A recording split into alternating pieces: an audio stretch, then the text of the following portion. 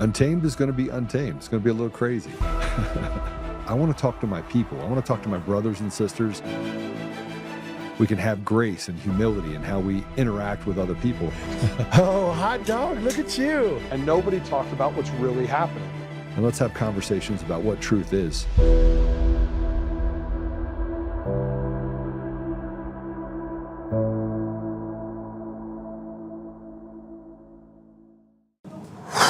What a day, what a day, what a day, what a day. Hey, welcome back. It is Tuesday, January 13th. And man, we got a lot to talk about. We have fraud in Colorado. Again, more fraud, this time tied to Hickenlooper. And we're going to talk about Patrick Byrne. We're going to talk about Venezuela. We have two guests that will join us today. The first does not need an introduction. Vince Lanci's been on several times. He is an economist. His specialty would be precious metals, but frankly, he could talk about markets and geopolitical events. He tries to stay away from politics for the most part, but kind of hard to ignore it when we walked in and picked off $20 trillion in oil.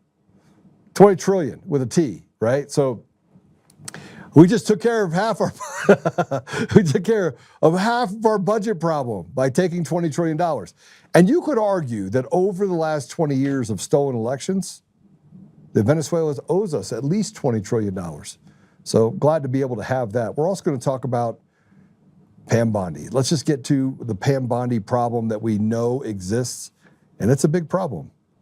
It's a big problem because, well, I described it pretty clearly. So before we bring Vince on, by the way, probably one of my favorite guests, and I have him on all the time. Why? Because he's a walking encyclopedia of information. See, I'm an encyclopedia of worthless information. I actually get a lot from him, so I invest in stuff based on some of the things that he tells me, which is good. So he's been right nearly 100% of the time that he's not in disagreement with me. But when he's in disagreement with me, I'm actually the one that always wins. That's like Joe's always right. Except for that one time. So let's do this really quick before we bring him on. This is a post that I put up, and shout out to Peter Berninger. He basically just started digging in. U.S. Senator Hickenlooper caught smurfing $8 million in his campaign committee. He filed a complaint this morning to the FEC against his 3 campaign committees and treasurer Mark Turnage. Scroll down to the tweet to see the smurfing and other senators and congressmen. So political committees, and he has them listed. Accepted 74,936 Smurf donor transactions, totaling 7,097,372 from 8,392 unique Smurfing donors. These transactions encompass 56.5% of the 132,634 available committee transactions, and also being 25.8% of the $27,471,083 full committee transaction valuation. So this is getting to the bottom of it. Now, we haven't had an appetite by the DOJ to get to the bottom of any of this. And so what I basically said when I saw this post is more fraud from the cartel. And that's, in essence, what we're dealing with right now. I want to full stop something for you. The people are slaves. We are held hostage in this country. State by state, and as a nation, we're held hostage. And we're going to talk a little bit about what's happening with the judiciary, because I think it's important that we understand that we don't live in a free country. Now, we don't live in a constitutional republic. We don't live in a country where the rule of law is the way that we live our lives, because we justify illegal activity every day by the haves. Now, the have-nots have to pay all the consequences and go to jail and have to deal with rotted judiciaries and rotted judges that act as the enforcers for the cartels. Now, the quicker we get to the place where you can realize that this is true, what I'm saying is absolutely true, and I'm gonna ask Vince, I'll ask Adam as well, the same question. But the sooner we get to that place where we can recognize it, then we can start doing things to basically combat it. I've called it the Boston Tea Party on steroids, to eliminate the 56% of taxes that we have. But that's actually not our biggest problem. Our biggest problem is that you don't have a say.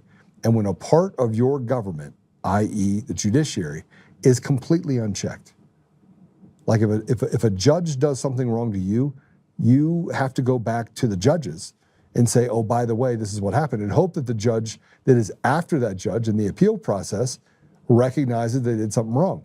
Well, then you take it through the appeals process all the way up to the Colorado or any state Supreme Court, and that's where it ends. And then you can apply to actually have that case heard by the U.S. Supreme Court. Well, the U.S. Supreme Court takes 0.1% of every case. So I'm going to ask you the question again. What happens when you have an enforcement arm of a cartel that is captured state by state, which is what we deal with right now?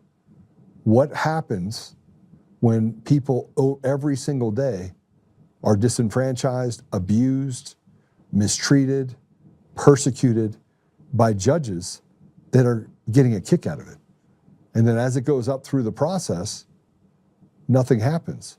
It gets all the way to the Colorado Supreme Court, and without even telling you why, they go, we deny cert. We're not going to allow you to have any justice, because they protect themselves as a part of this cartel. We're in a cartel government right now. There's no difference between Mexico and the United States. The only thing standing between us having full-blown lawlessness and the ability for them to persecute and do whatever they want to us on the street is Donald J. Trump. So we're going to examine a little bit of that. We're going to talk about what's happening in Venezuela and try to get to the bottom of it.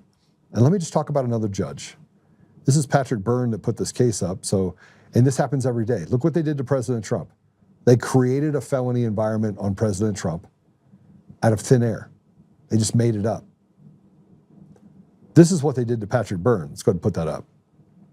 So the original one says, Hunter Biden judge refused to allow my new LA attorney to appear on my behalf today. That makes attorney number 5 that Hunter Biden's pet judge has blocked.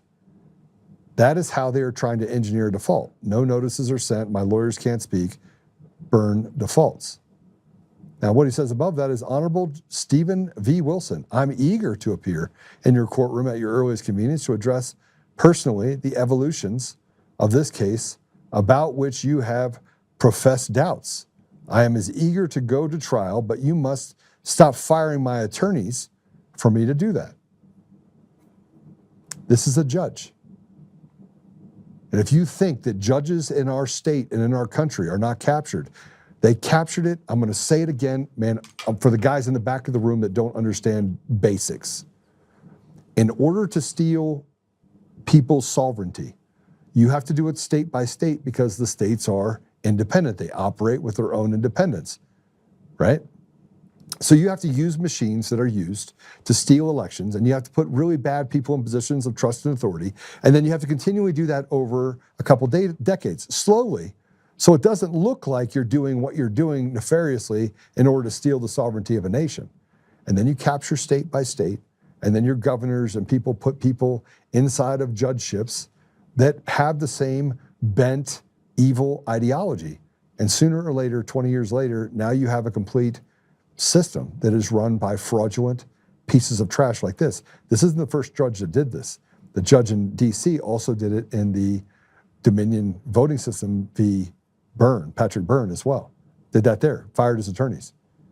Because now the judges get to decide not only what information gets in, they get to do ad limine, where they eliminate information, but then they also get to stand in the way of juries and people seeing things by doing default judgments and other things. It is a complete ruse. It's not a real system. And this is what I talk about when you get to a lawless environment. What do the people do? That's why President Trump plucked Maduro out of Venezuela. And what we face now, we're going to have a lot to talk about related to it. And so I put up a post that talked a little bit about this specifically. I said the judiciary is rotted to the core on Patrick's case. Patrick has had this happen in 2 jurisdictions, if I'm correct, DC and LA. The judges are not judges, they are enforcers for the crime family, and that has captured our country. They are improperly and unethically, they act improperly and unethically because they have not been checked by the people. But it's coming. I believe it is coming. It absolutely is coming. It has to come. And then that leads me down to, if the rot of the judges is there, Does that continue through the rot of the judiciary? So there was a post that was put up about Pam Bondi and the DOJ. And this came from Raw Alert, says President Trump has expressed dissatisfaction and is very unhappy to his age regarding Pam Bondi's performance. And I really had to address this because it's now become pretty evident. And so this is what I had to say. Pam is a devil in Prada, quite literally. She's over 60 years old and has done everything she can to look 35. I'll let the conspiracy theorists come to the conclusions on how she did that. The reality is, however, she was never for the people and has tried to make deliberate attempts to slow, stall, and destroy President Trump's agenda look like incompetence or mistakes. Think Brutus to Julius Caesar, only worse, because the second in command, Todd Blanche, is even worse. This is what we're dealing with. And I reached out and I put something else up this morning. And I just want to talk about this, then we'll bring in Vince, who's been waiting. And I'm gonna ask him about these things that I put up. And if I can find it, there we go. This is the most difficult post because as a business owner, you understand decisions you make in leadership have lasting effects on the people that work for you. And bad people in leadership can adversely affect revenue. They can affect the directionality of your business, the ethos, how clients interact with you. And our country is it's a large company, okay? It operates like a business. It creates revenue. It also has sticks and carrots that it can actually use at its disposal, both on the domestic side and on the foreign side. So I said this, and I want you to consider this when you think about Pam Bondi specifically. To those that question President Trump's ability to move quickly on what betrayal you see as obvious, have you ever run a business? I mean, have you ever run a business that is successful and had a leadership team pick people to run things and they turn out to be less than stellar? But they talk well, and in the beginning, it's a honeymoon. Over time, though, you make bad decisions, some possibly on purpose, maybe show their true self, and you begin to say to yourself, this is not going to be a good fit. You measure the effect in your mind of making the change, the net negative of ripping out the part of your leadership team. Then you find out the person used to work for your competition, and they're still cozy with a few people that are less than ethical. Now the chess deepens, and you begin to understand bad decisions as business erodes. Things become less clear as to motives. Secretly, they build alliances inside your walls to make sure the decision to fire them becomes more difficult. This happened, and yet instead of just being a team of people who are affected and the negative effects of those who bonded with or may see that the person is essential to their success, and yes, this happens too, think class pet. President Trump has an entire country measuring every move, and the competition, bad guys, are invited to the table to have an opinion on his decisions. That is what he's dealing with right now. Pam gets on TV. She pitched the American people on how great she is. She builds alliances with do nothing good, but talk good people like Todd Blanche. She even talks nicely to President Trump in briefings and compliments him. This is how you know, and since I've had to speak kindly about people I knew were devils while planning their exit, I can tell you without a doubt, this is a million times harder in politics when the name of the game is allegiances and alliances, and most of the people playing are dishonest and would slit their own mother's throat if given them more power, if it gave them more power. I said Pam must go, Todd must go, but who takes the place, and how do they make sure the next person is not an establishment betrayer, 2.0? Well, the second he lets it be known, which he just did about Bondi, he now has to contend with the other vipers who are secretly aligned with him. He knows by the reaction to the names given to him for a replacement. This is chess. Only 2.0 will come with, I don't really like that person very much, knowing President Trump will pick one where people are hesitant. So they will play the game. Then that person has to get confirmed, and you have congressional uniparty vipers to contend with who are really glorified lobbyists who do the bidding of the evil almost exclusively on both sides of the aisle. This is why Trump must look at unfamiliar places for a replacement.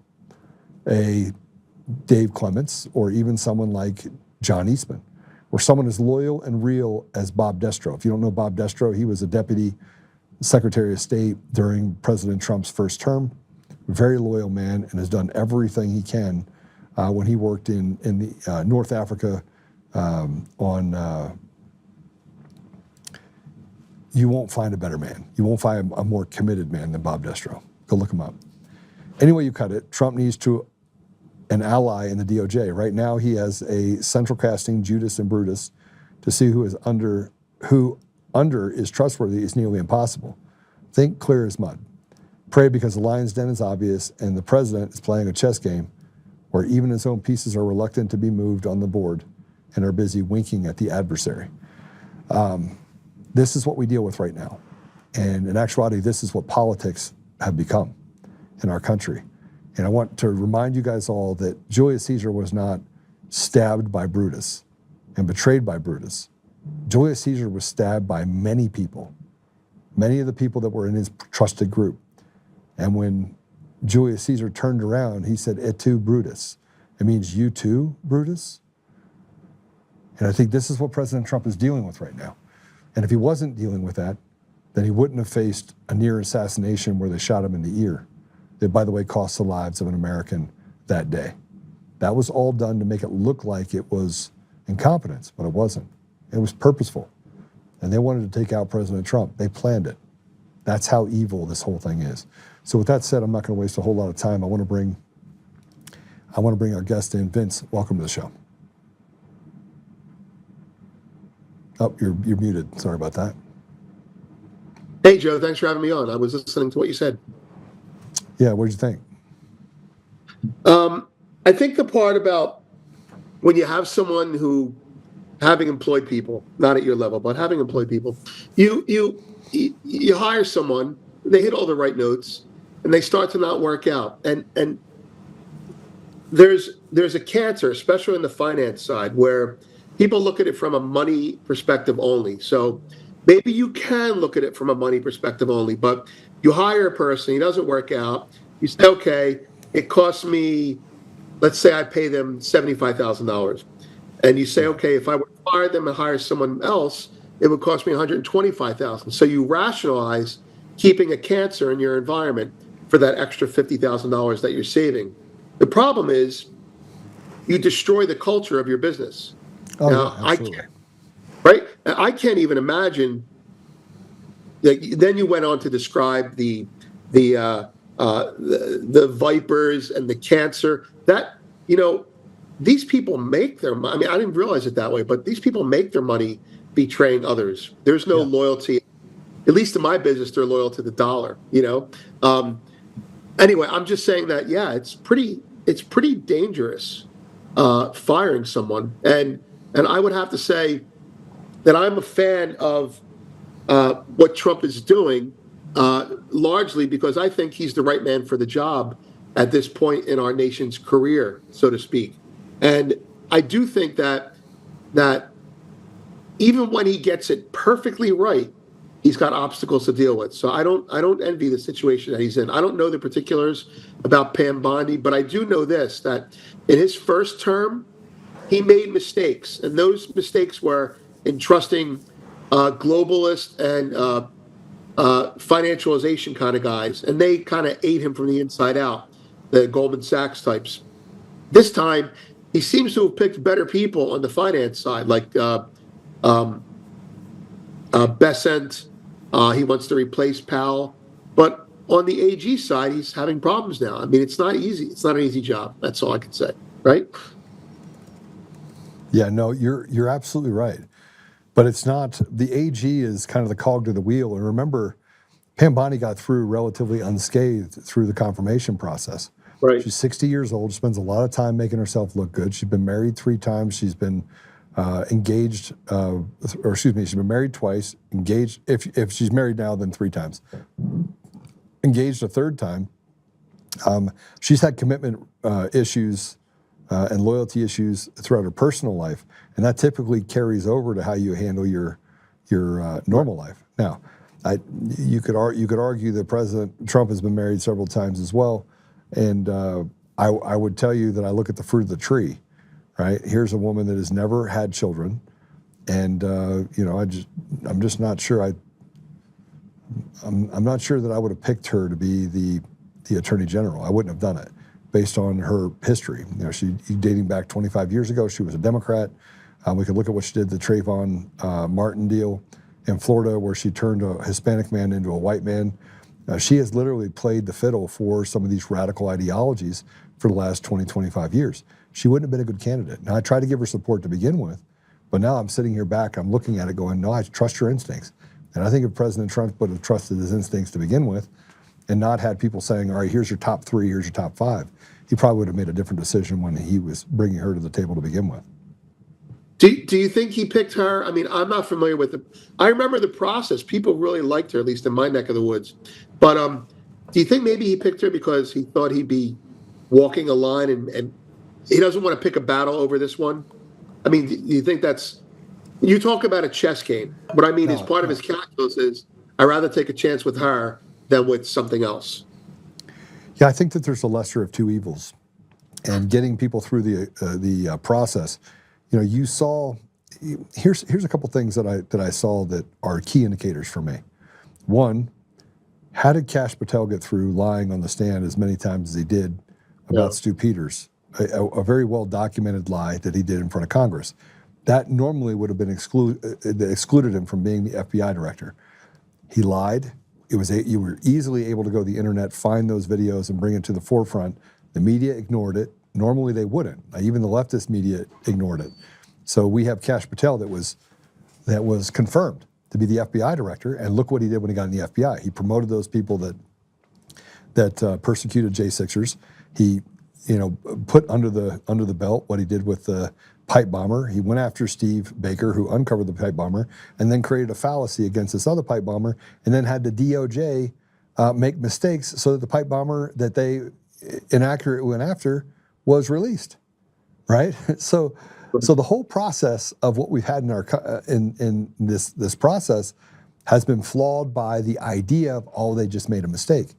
Look, people at that level don't make mistakes. They make calculated decisions to look incompetent in order to be forgiven later, while then starting to put other feet forward. Not one person's been arrested, right? And a high school, a first-year law student could have created 50 indictments, 100 indictments, 200 indictments, like that, just based on the information that was publicly available. But she didn't. She did nothing. And you could argue that there's two parts of the government that are at odds and fighting each other. And that would be true. The government is in a battle with itself, right? It's obvious. If you go to DC, it is literally a war zone behind the scenes, right? That is bloody. At the same time, Vince, she's picking the wrong side while acting like she's trying to do the better good for President Trump. She's done no good, zero. And neither is Todd Blanche. You could argue Todd Blanche is the reason why a lot of things have not been pushed through in policy that were directed specifically by President Trump. So you get rid of her, him, or I know both is ideal, but do you get rid of the head of the snake or the body of the snake? You're not sure. Well, keep in mind, these are not even, these are needles in the arsenal. Now, we don't know who the head of the snake is. We haven't figured it out yet. We surmise that it's Obama, or we surmise that it's Soros or these people, but these people are hidden in plain sight. That's the whole idea of who they are. It's like the Coomers of the world when it comes to the election systems. And the same thing could be true when we're talking about policy and politics and how the government runs. Somebody puts their finger on the scale. We haven't figured out who it is yet. I have a feeling that President Trump knows who it is, but he wouldn't be at liberty to say either. Remember, Kennedy, less than 30 days before he started uncovering things and talking about the dismantling of the CIA, was murdered. Right. I see your point.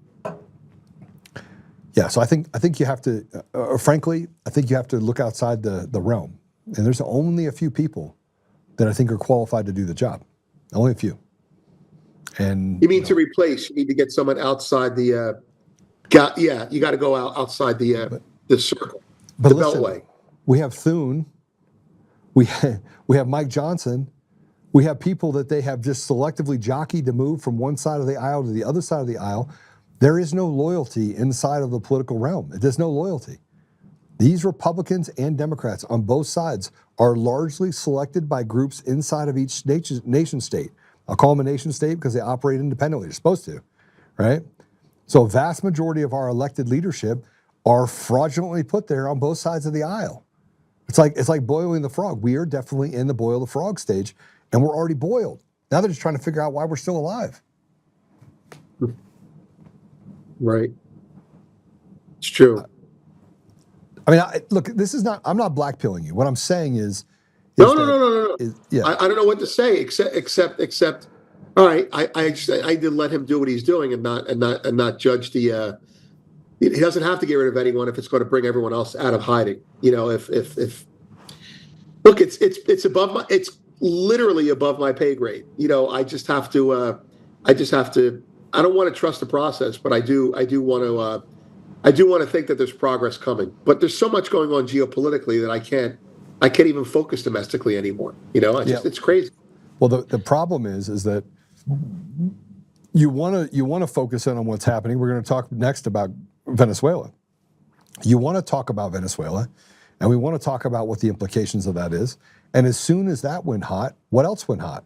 Iran, right? Yeah. And as soon as that went hot, nobody's even talking about what's happening in Ukraine and the fact that they've uncovered massive amounts of fraud with the little midget, the Zelensky. I mean, we have the wheels are off the bus, and we could talk about Stalmer in the UK. Nobody likes that guy. How did he get elected? Right? And we really have to start. I don't understand how those people get jobs. I don't understand, but okay, yeah. That's my point. Look, from a competency standpoint, I've now had conversations with three elected leaders. Uh-huh. A total of 40 minutes I spent with three of them asking simple questions. How many of the three leaders could answer simple questions that were within their purview? They should have the knowledge. But how many of them do you think I had a coherent conversation with?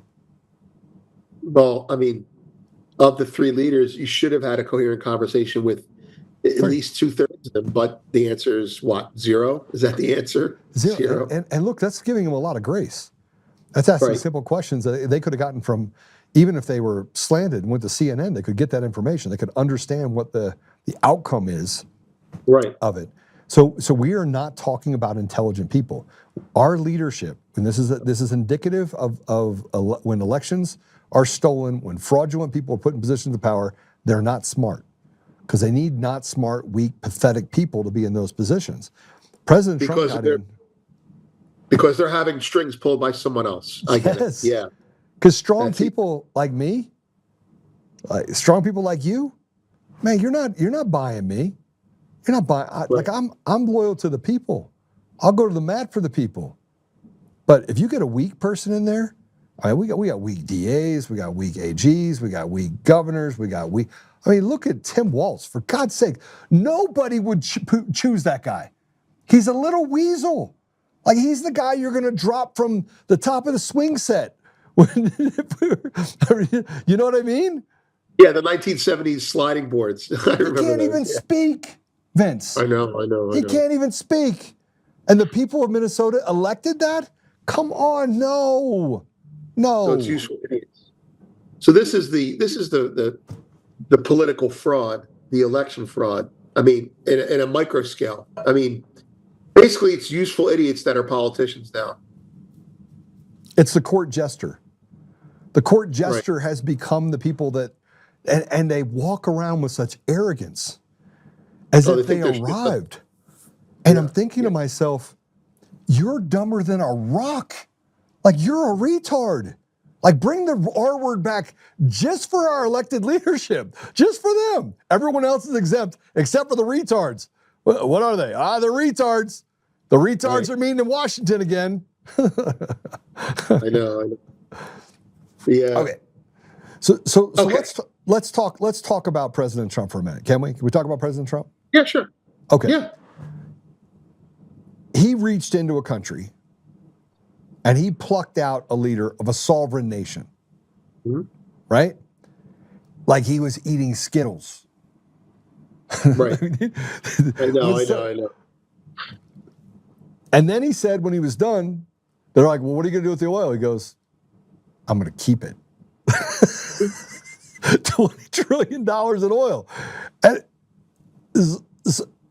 so Vince, is that war? I just gotta know. Does that sound like a war to you? I'm it's checking not with war, you. Joe. That's not war. That's normal. No, of course it's war. Of course, I mean, not of course. What I mean is, if it's oil, it's war.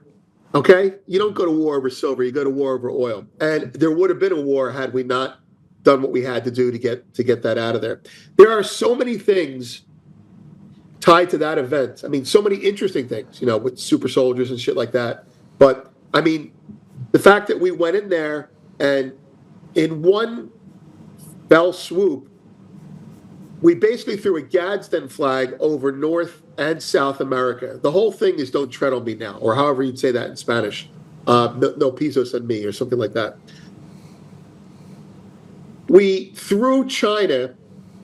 I mean, we're in the process of removing, this is from a reliable source on the political side.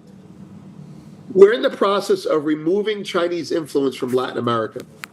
And Venezuela was one step of that. See, China and Russia have been influencing Latin America for over a decade now, primarily China on the natural resource side. And I want to explain, we're at war to basically clean up Latin America and South America.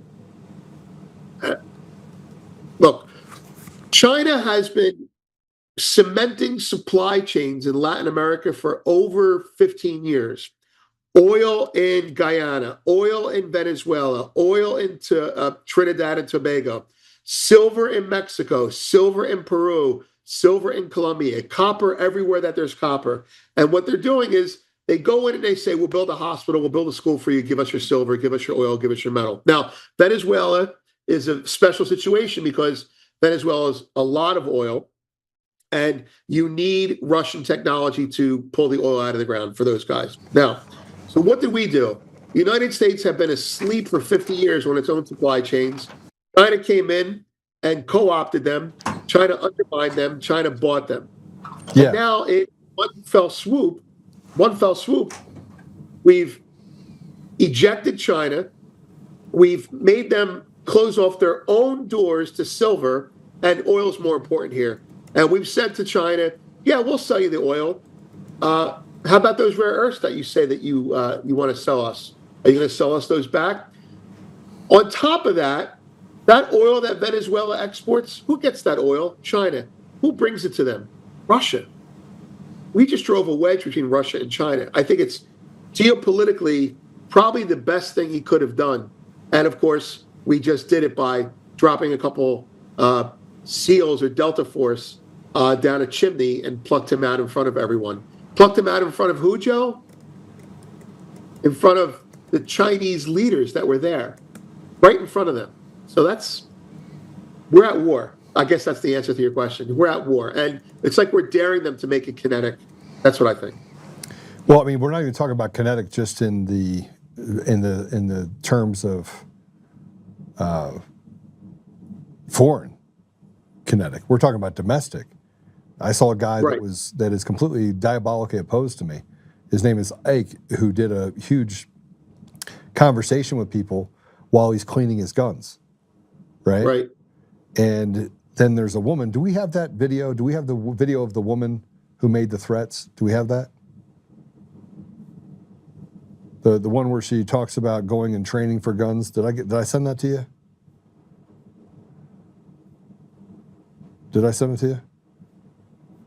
All right, I'm sending it to you right now. Let's tee this up if we can. I just put it in there. This came from Allie. Allie sent it to me and said, hey, we should probably discuss this. But you have people in the United States that are actually firing across the bow, making threats about murdering Americans, MAGAs, right? Yeah. They are creating, at some point, based on what we're seeing holistically, and we're going to get to gold and silver and all that stuff too, because I think we should talk about that for sure as far as what's coming next. I'm here for it. But President Trump's going to have to sign the Insurrection Act. He's going to have to invoke the Insurrection Act in order to get this straight. I don't see any other choice. You're gonna the courts are rotted, the judiciary is rotted, the judges are all appointed by radicals in 30 states. We have a viper's net where lobbyists basically own all of our leadership at the federal and state level. We have an ideological windstorm. People that are R's are D's, people that are D's are R's. I mean, it's like literally everywhere. And the people are left in the middle of this deal. And now you have massive threats that are being, lobbed against Americans.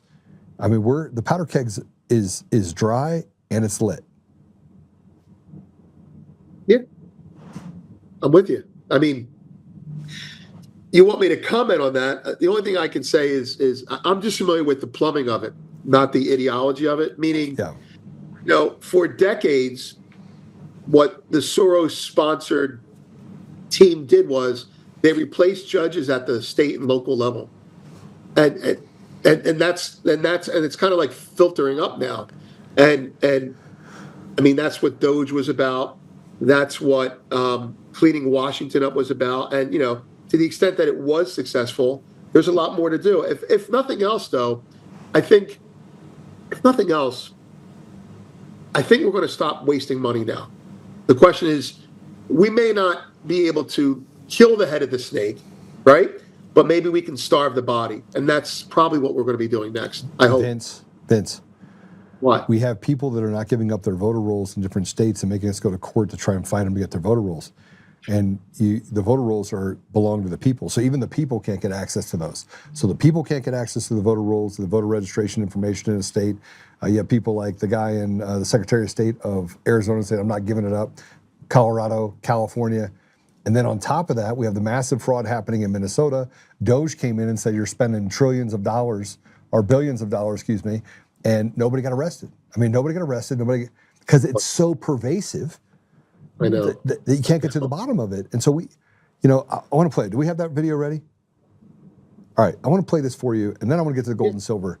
But I want to cream on the. I want to put a little bit of texture over what we're going to talk about as far as how do people protect themselves. Go ahead and play it. Good afternoon, Donald Trump. Today I was at the range, and it'll do your heart good to know there was a lot of women there. I was there, not with but with the little one that I carry with me all the time, and I'm going to show you up here a little picture of what I was aiming at today. You mother MAGA might think that we're out here just sitting around wondering what's going to happen. I am wondering about shit. I know what's going to happen.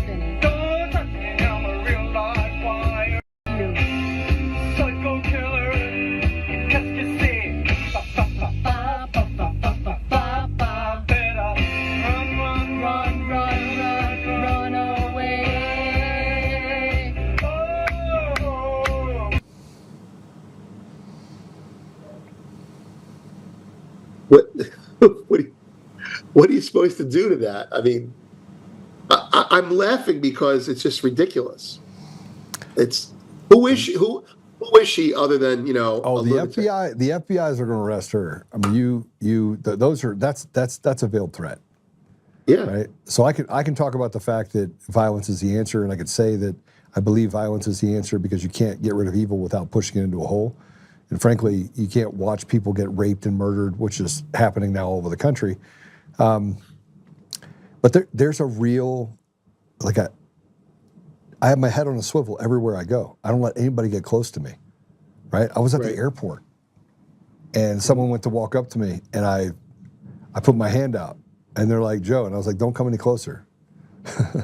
And they're like, really? Yeah. And so hey, Joe, I support you. And I was like, I don't know you. I was like, I'll talk to you from a distance, but so talk to me. Let me look up your social profile while we're sitting here talking, right? So I'm now in that place. I have my show, and there's a gun that sits on the side right next to me, ready and available inside of my building. Like I am fully protected around me, and I have to be because of nutballs like this, right? But it's perpetrated by really bad people in our media. It's perpetrated by people that are our leadership that are planning how they hurt and intimidate the people that they want to keep enslaved, like you and I. The last time I was here, I think we had a quick conversation about the fact that I said something rude on social media. And did I tell you this part? Mm-mm. Right. So, all right. at the beginning of Trump's administration, or I'm sorry, I was the beginning when Elon. Let me just cut to the chase here. I said something that was off color on Twitter, right about the time that Elon Musk had taken over. He hadn't changed the name yet, and I said something about like a Saudi Arabian was going to hack a Japanese diplomat to pieces. It was a complete joke. It should have been seen as a joke. It was. And the next day I had someone knock on my door, and it was, I'm not exaggerating. I got an FBI, he was like 6'5", with a Stamford, Connecticut cop who's like, 5'10". These two guys knock on my door, and I go, hey, what's up? They go, well, did you post, seriously, I mean, like, they give me the business card, FBI. I'm like, FBI, okay, what did I do? Right? Wait. And I go, what did I do? And I had posted something on, at the time it was still Twitter, and it basically said, warning, Japanese diplomat is going to be hacked to death by some Saudi Arabian lunatic, something like that. And I go, why are you here? He goes, well, you said this, right? And he holds his phone up, and he shows it to me, and he goes, yeah, I said that. It's a joke. He goes, would you mind taking it down? Now, I knew not to pick the fight, but I wanted to know what this was about. I wanted him to tell me. And I go, I don't think I mind taking it down, but it's a joke. Why do you care? And he said, and he gave me a nice, had he not done this, I might be in jail. He said, look, he goes, you used a format, which is all caps, and that the all caps format is generally used by news services.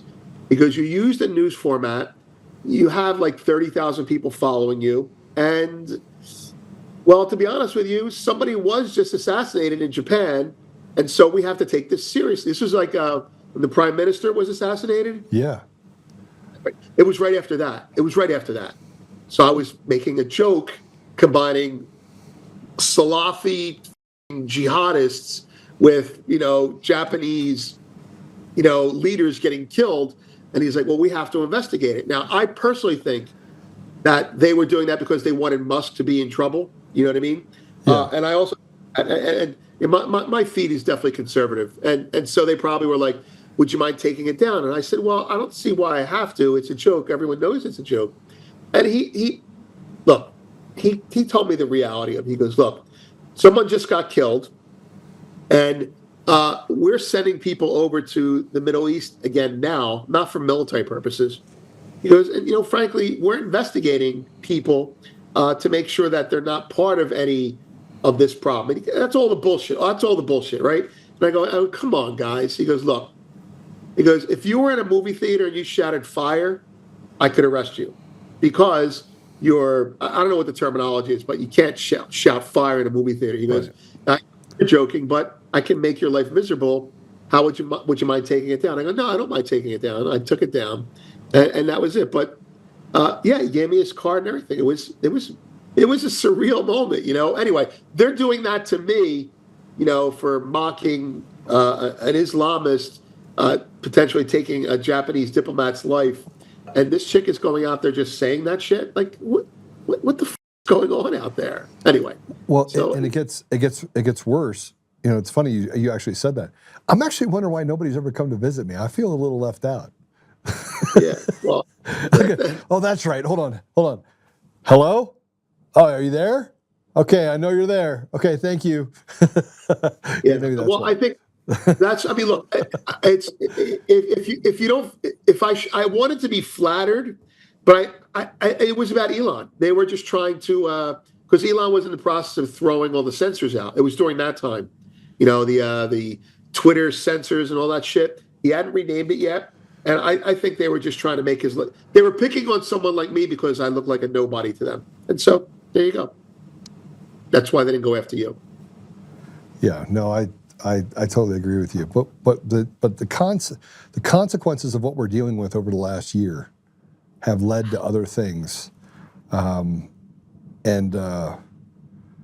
this rhetoric that we talk about that they get away with it's problematic because they're actually creating a narrative in people's mind that doesn't exist. Like President Trump is arresting people that are murdering, raping, driving into, committing crimes He's throwing them out of the country. Right. Right. My friend Javier literally lives right down the street. Last night, I'm inside of my box at the suite at the watching the hockey game. Avs lost. Right. Got beat by a Canadian team, the Toronto. Oh man, I hate it when Canada wins anything because they suck so bad.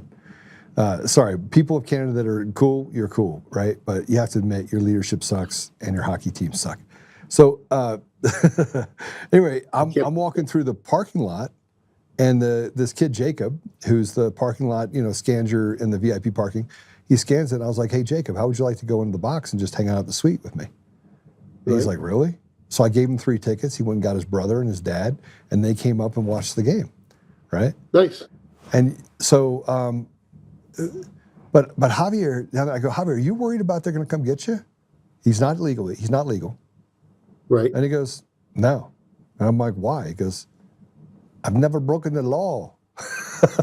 Right. That's right. He goes, they don't want me. so, go ahead, sorry. No. And no, I don't really have anything to say except, yeah, people who are on the right side of the law don't really have to worry about it, especially if they're gainfully employed. Yeah, so that leads me to where we're at. We've seen gold go up, we've seen silver go up, we've seen the markets. I was trying to transition into this because I really want to talk about. Yeah. People are like, am I late to the game? Silver's $88, $87, $88 an ounce or something. Yeah, depending on what country you're in, which we're going to talk about. Okay, and then you have gold, which is 4,600 right now. That's right. And that's right. And actually, companies are out there making more money on gold than they are on silver because of the extraction costs, blah blah blah. And so there's all sorts of things happening. But silver is the thing that people are thirsty about. They keep talking about, right? Yeah.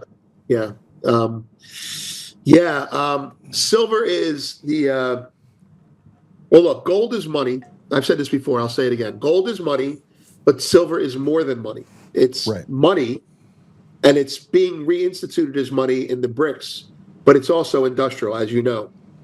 The problem with silver is that it is consumed. All the gold is laying around, and you can get the gold. You just have to find the right price for it.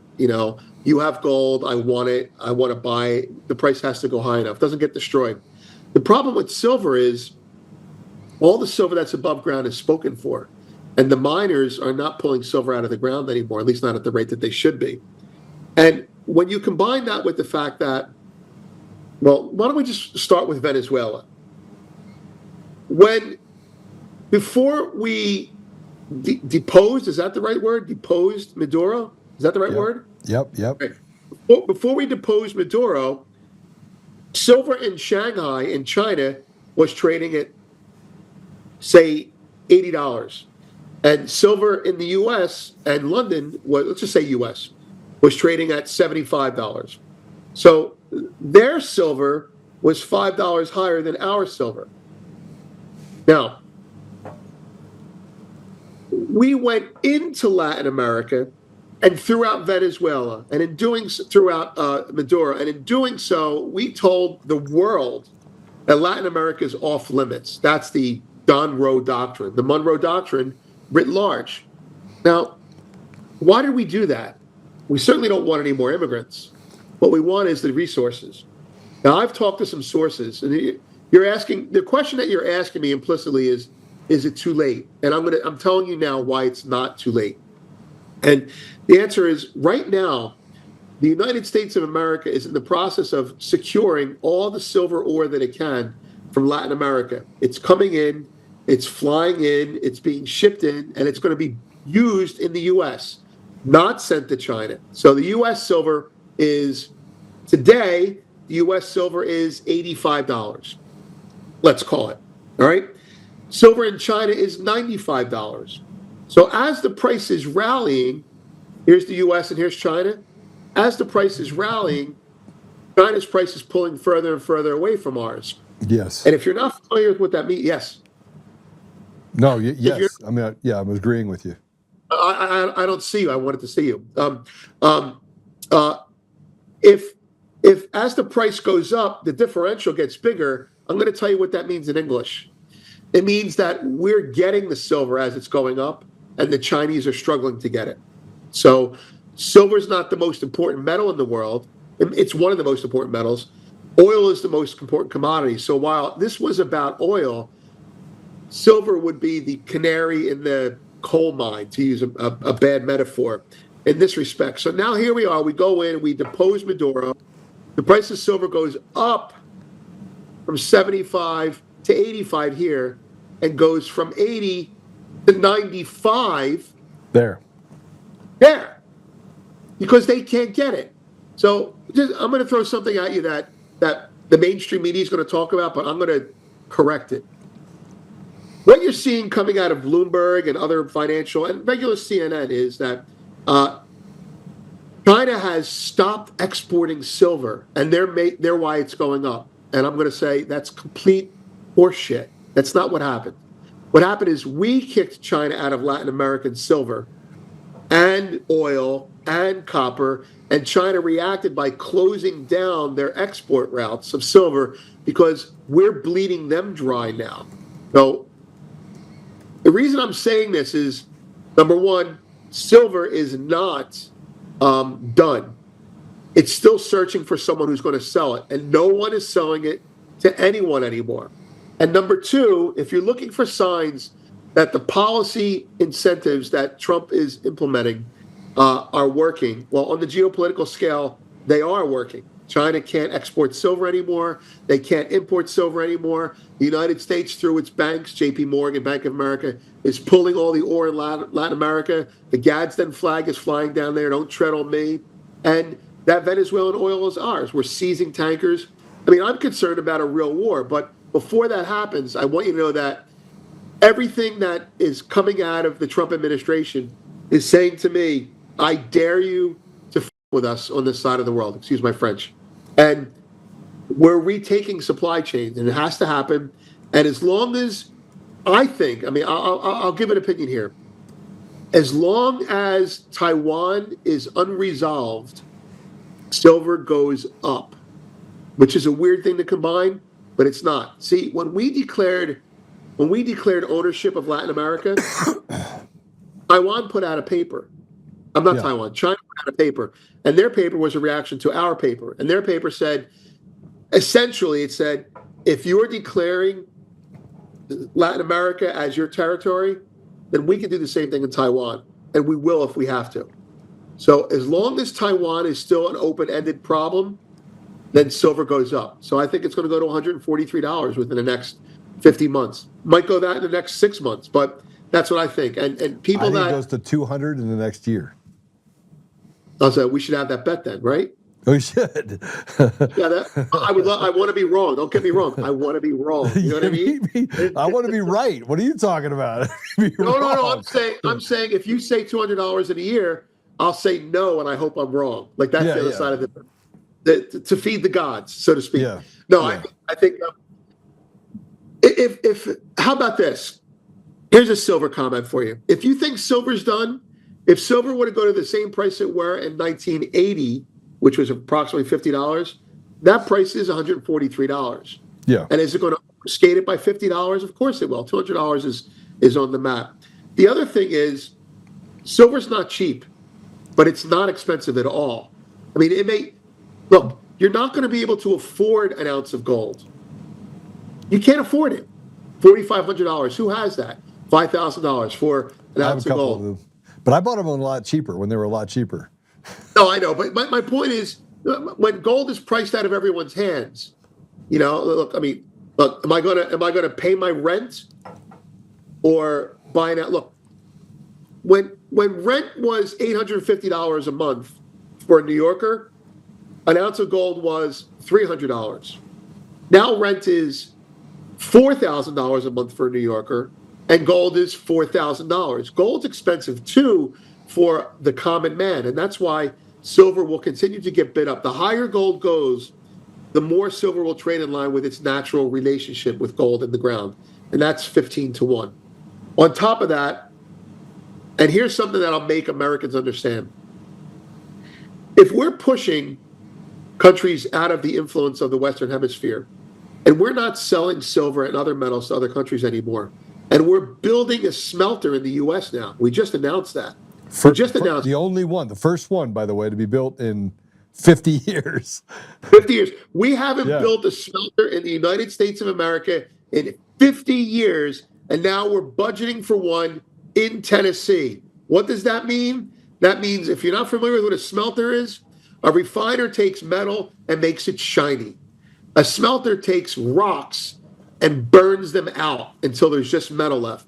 A smelter is the first stage, and you need a smelter if you're pulling metal out of Latin America. Now, here's your next trade. I mean, I'm not telling you what to do. You got to do your own thing. Give it to me. But here's what I'm going to be doing.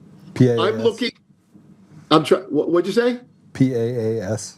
Yeah, I already have them. But I'm looking for something a little bit different on top of my bigger ones now. Okay. I believe the United States of America is now looking at smaller, profitable miners that have discovered but untapped metal. Now, there's a lot of financial math to go into this, and it really comes down to this. Who's got good street cred but doesn't have a lot of metal? I think either the United States is going to buy shares in them, a company like Newmont or PAAS will buy shares in them. Yeah, they're already doing it. PAAS is already doing extra. Yeah. Yeah, exactly. Or someone's going to be buying these miners. So I'm putting together a list of 10 miners, and I'm going to buy them all.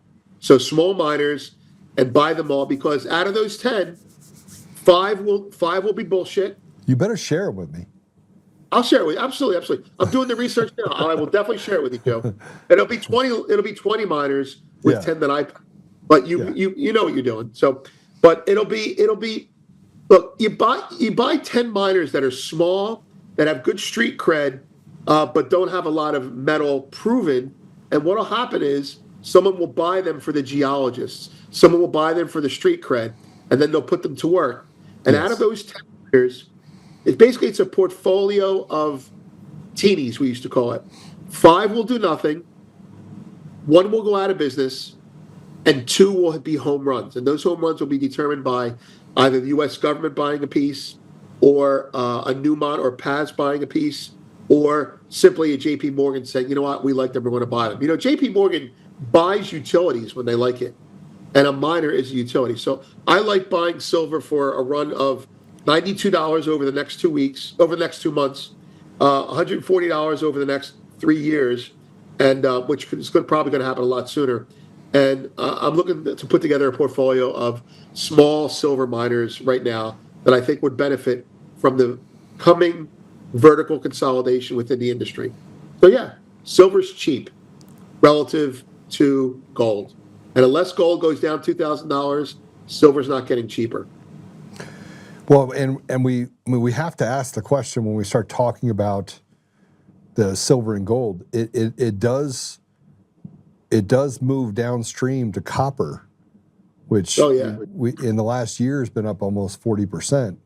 And you know, it's I think $6 an ounce. So the ouncing is different on copper than it is the other two, but it's still $6, right? I mean, that's a that's a big move. Like it was $4.50, right? That's you know, copper's the first. Okay, silver is going to get the headlines, but copper's the one you want to own because it's not going to be as volatile. Copper, we have plenty of raw copper, plenty of it, but we don't have any smelters. So we sell our raw copper to China. They make refined copper, and then we buy it back from them. No more. That stopped 3 months ago. We're building a smelter. Now, is that bearish for copper? People are like, well, if we're refining more copper, isn't that bearish? No. That's like saying if someone's building a sweater factory, that wool is cheap. They're going to be buying all the wool to make sweaters. They're buying all the ore to make finished silver. No, and copper. The copper thing, I think, is just beginning. Now, I do want to bring something specific about copper up because there is something going on there. The U.S. doesn't have any copper manufacturers, as I just mentioned. No. And as a result of that, we're dependent on copper cathodes from other countries, right, for our power. India, right, exactly. Once we get enough of them, we're going to raise a tariff. It's going to be Rule 232. And I don't think it's going to happen yet. In fact, I probably think it's not going to happen in the next 30 days. But down the road, once we get our smelter online, once we get our copper being made domestically, once we onshore and reshore all of our supply, then you're going to see us raise tariffs. Now, why do tariffs matter to the rest of the world? I think this is key for everyone to pay attention to if they want to understand the financial aspect of it. If we say copper is worth $6 a pound, Right. and we're going to tariff all copper that comes into the U.S. up to $7 a pound, what we've effectively done is we've told the rest of the world to stop selling your copper unless it's $7 a pound. We've raised the price on global copper by refusing to buy it at anything less than $7 a pound. And we'll buy it at $7 a pound, an ounce here, a ton there. But the rest of the world will now scramble to buy it. And that's because when you're the United States of America and you project dollar pricing in the world, everyone keys off of your price. So if I say to you, like Valentine Set the Price in Trading Places, that movie? Yeah. If I say to you, copper is no longer $6 a pound, I'm going to pay $7. What am I doing? I'm telling everyone who has copper out there to say, shit, I'm not going to sell my copper to anyone unless it's for $7 a pound. And that's why commodities are going to go a lot higher. You're going to see a tariff of 20% on copper, a tariff of 30% on silver, and copper will be the more orderly one that goes up, the safer one, if you want to look at it that way, because it's not as, copper's more universal, but copper won't appreciate as much either. So you have to pick what you want. I think maybe a good copper miner is the way to go, although I don't know which one I would pick at this point. But there you have it. Copper is the silver for adults, silver for people without a heart condition. That's what I would call it. Okay, so let's talk about tariffs for a minute. Sure. We have a Supreme Court ruling that's due sometime this week. We think it's going to come tomorrow on the tariffs specifically. Yep. Are you bullish or bearish? Oh, right. I mean, I'm in I don't know which type of situation here, trying to look at this geopolitically. If the U.S. government, if the Supreme Court makes the tariffs unconstitutional, well, that screws us. Because then everything has to stop. And it helps China. So remember what I said about the Vipers? I know. Well, which, by the way, I'm looking at what happens if he loses. What does Trump do if he loses? He has to go. He went to China on the rare earths a couple months ago after April, and he's like, all right, let's do a 90-day freeze on the rare earths. Give us some rare earths, and we'll negotiate again later on, and that's fine. But if the Supreme Court rules against him, then he's got to go to China hat in hand, and that'll undermine everything that he's working on. So I want the Supreme Court to rule for him. I mean, there's no other way I want this to go. And if they rule for him, then he unleashes everything that needs to be done in the Western Hemisphere. Tariffs on metals, tariffs on oil, giving the finger to China, saying, you want that Venezuelan oil? You can't have it unless you give us rare earths. We're going to tariff oil. We're going to enforce our tariffs on Russia. Look, the whole world changes if the Supreme Court ruling comes down in his favor. So I'm just crossing my fingers. I have an opinion. I know what's best for us. I know what's best for us, and that's the whole reason why I have trepidation on whether or not they rule for him. Look, President Trump is the CEO of the country. Now, here's the problem we're up against right now. President Trump reached into a country and he plucked out the leader, and he did so with such precision. And there was chatter out there. I mean, a week before it happened, somebody sent me things saying, "Joe, we're going to war," right? And then the next day, Elon Musk gets up and says, "Hey, I think that he's going to announce tonight that we're going to war." He got on TV and he talked about a bunch of stuff that had nothing to do with war, frustrated people. But I think it was whether or not there was chatter out there, right? So they could figure out if anybody had leaked anything, right? Beating the grass, yes. Kind of like? Yeah, kind of moving it around a little bit, say, okay, well, maybe there's nothing to this, right? And then he went into Venezuela and ate Skittles and watched them basically extract a leader of a foreign country like it was Playdate, with China present. They were there. Right Did there. you know that? Yeah. They were The fucking there. I Cubans were can't there. I can't And they believe were it. like, bing, bing, bing, bing, bing. And then know. made them all bleed and throw up everywhere using weapons that, frankly, I think are, you know, I'm worried. I'm worried about some of the weaponry we have. The sound stuff, right? Yeah. Yeah. That's I mean, crazy.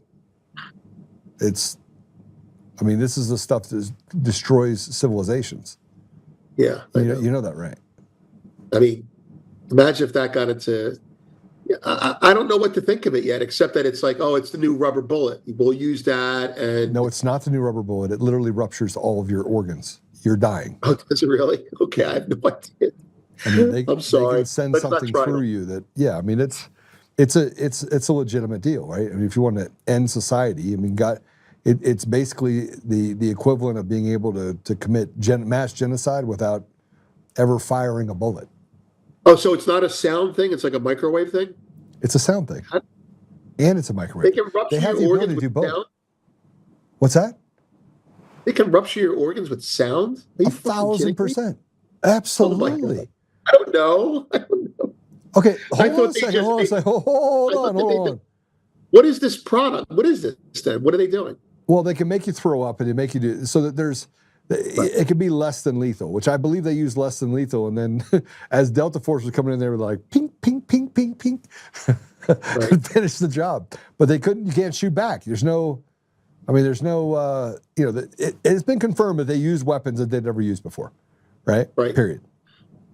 And the fact that they did this and extracted a leader, anyway, let me get back to what I was saying here. I think this is Yeah, important. I'm sorry.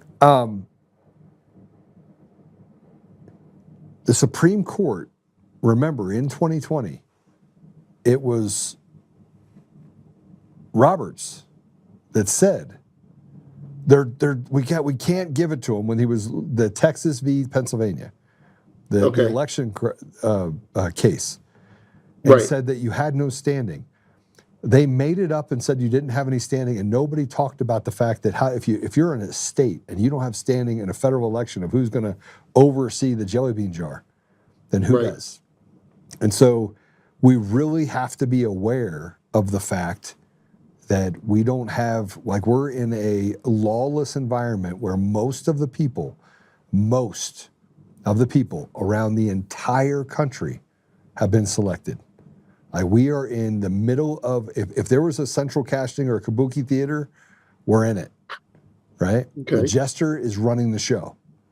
And so President Trump is in a very precarious situation. And I always go back to the Julius Caesar moment. If you've ever read Julius Caesar, what happened to Julius Caesar, right? And the fact that it wasn't one person that stabbed him or two people. They basically stabbed him to death, but brought him in order to do it, right? In order to kill him. And so if you wanted to issue the death blow to President Trump in an election year, and if you don't think the Supreme Court, everybody knows about election fraud and the fact they were stolen, they do. There's a lot at stake. There's not a lot at stake. This is literally the Jenga puzzle on the board, that if you pull that Jenga puzzle, there's only one way out for President Trump, and that is to sign the Insurrection Act immediately. Like, there is no other way out. The stock market will drop by 10 to 12,000 points. You'll see mass hemorrhaging happen in the financial districts. Like, I believe that tomorrow is the most dangerous day in all of this. And I pray you are right. One way, it resets everything. But Vince, tell me I'm wrong. Tell me tell me at what point what I just said is wrong. If let me just make sure, look, because you're saying a lot, right? Let me just think about this. If the tariff, I'm just trying to think about what's the trade, what do I do? What do I buy? No, we know what to buy. But okay, so as an American, if I'm on the left and I want to foil Trump and everything he's doing, I need to stop the tariffs. I stop the tariffs. There's no tax cuts. If there's no tax cuts, there's no cuts of people in Washington. All his agenda of Greenland or whatever he can't do, and I basically probably weaken him compared to Europe as well too. And a lot of the people on the left are very pro-Europe, pro-WEF. So if I do that, I leave him with no choice. because it's happening at midterms, and then he'd become a lame duck overnight unless he did the Insurrection Act. So, okay, it's pretty fucked up, Joe. Hope you're wrong. I didn't say that I knew which way it was going to go. I said No, I know, but I hope that they don't see it the way that we just analyzed. It's like, oh shit, if they really need to do this, they're backed into a corner. They may do it. Is what I'm worried about. That's my point. My point is, absent the Insurrection Act, absent the things that I just told you, and look, the fact that we're playing 5D chess, and President Trump has probably thought about this, and so I had somebody that was in government leadership that said, Joe, the reason why people are afraid of you is because you always think like 6 steps ahead, and they're trying to figure out how you thought about those steps to begin with. And I'm thinking, well, I was actually a really good negotiator when I was overseas. Like I was really good at what I did. And I look at this from that perspective of maximum amount of damage. Like if you wanted to hit the auto eject button and destroy everything, this is what you do. And the bad part about this is it will put the entire country in a place of mass chaos. Right? Yep. And he would suffer too. Even more, he would suffer. Yeah. Which would force his hands in having to sign the Insurrection Act. So you could look at it from both sides. That could then lead to mass arrests, and it could bypass the DOJ. So the things that he can do, which frankly I think he has to do anyway. I don't think he is going to be able to survive getting another AG into that position, because I believe that they've already built their alliances. And what I said previous to you coming on was that Pam Bondi was doing what someone in leadership that's bad would do. And that is ingratiating herself and creating these relationships, as fake as they may be, amongst the other people in the cabinet. And that ingrained, even the media. I mean, she's the darling of the media. She looks like she's 35 years old. She's got more Botox in her body than I think that they produce in a given day, right? So, but if we look at this from that perspective, President Trump has an uphill battle in order to resolve these things, because she's ink dry.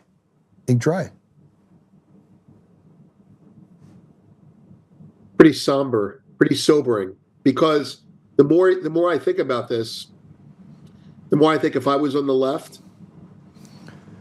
in general, bureaucrats love to hit a button and have everything get destroyed. They love to do one thing. They're not bottom up. I mean, they may be in their marketing, but top down, they want to they want to pull one lever and have everything fall into place. The Jenga tower analogy that you used. And you know what? If I was on the left and I didn't care, that's what I would do. That's what I would. Basically, they would turn the table over because they can't win the argument. Well, let's pray that it doesn't happen that way. I hope not. Let's pray it doesn't happen that way. But I think the best we can hope for is it gets kicked down the road. I agree. Again. I agree. Right? They're not going to say no. They're not going to say yes, I hope. Right? They'll kick it down the road. If they say yes, he can. The Supreme Court could be responsible for the greatest boom in the history of the United States ever, and probably positions us as a superpower in a place that we've never seen before. Now, superpower meaning that I think President Trump is a peacetime president. He's having to beat evil back into the hole. I don't believe that Russia's evil. I'm sorry, I don't. I cannot see Russia as our enemy. They're an adversary because they have to protect their interests as well for their people. Right.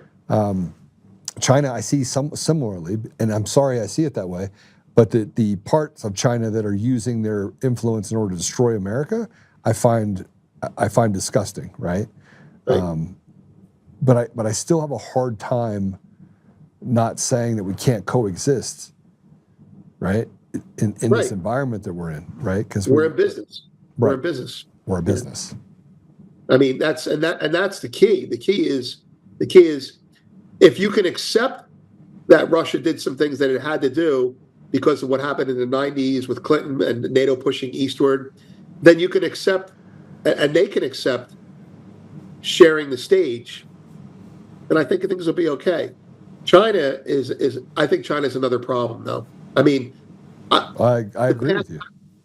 The path back to Russia is going to be easier than the path back to China. I think it's like doesn't it seem like the Republicans need to have a fight with China and the Democrats need to have a fight with Russia lately? I'm getting a little bit tired of it. But anyway, it is what it is.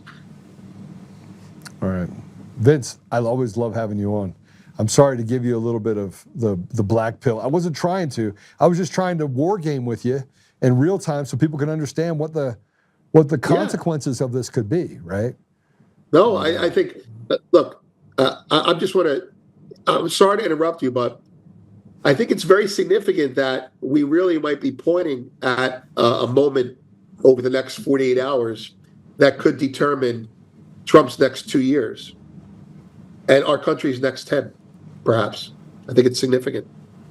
I do too. Thank you for having me. Vince, how can people follow you? I have a Substack newsletter that's geopolitical and precious metals in nature called Goldfix, or VBL, Victor Boy Larry Goldfix, at Substack. That's right there on the right-hand side of your screen.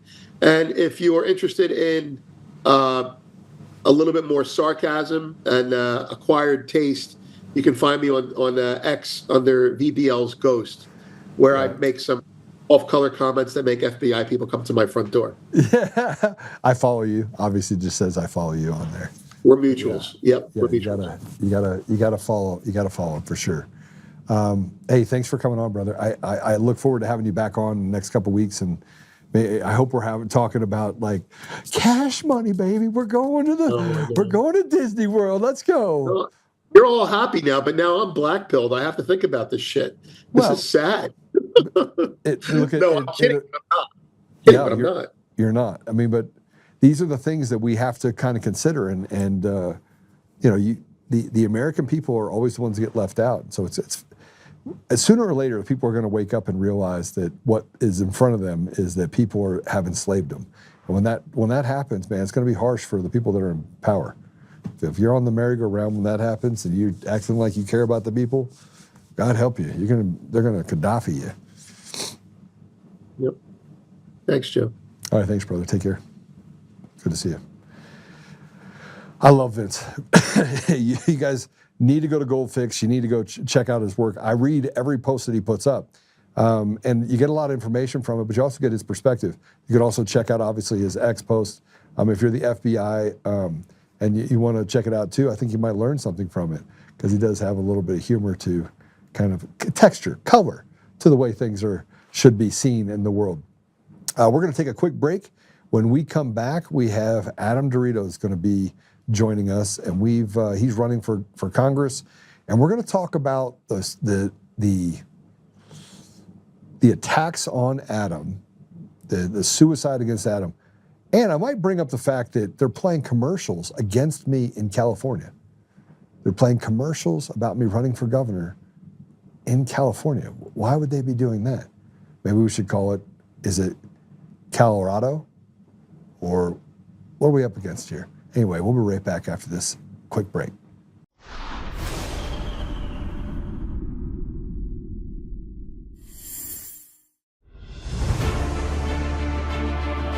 In every thread, in every stitch, Honor-Bound USA weaves the fabric of the American spirit.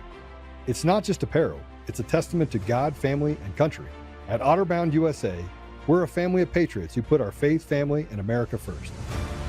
When you visit our website, you'll find a line of products that embody our commitment to pray, stand, speak, and act. As the official site for the Untamed podcast, all of our products proclaim speaking the truth with courage. We also have the powerful documentary from Professor David Clements, Let My People Go. Identify yourself as one of the few who are willing to stand for what they believe in. Join the Honor-Bound USA family today. Wear it as a badge of honor, commitment to the values that shape us, and a pledge to the bright future we will build together. Because when you're honor-bound, you're not just wearing a brand, you're embodying a lifestyle.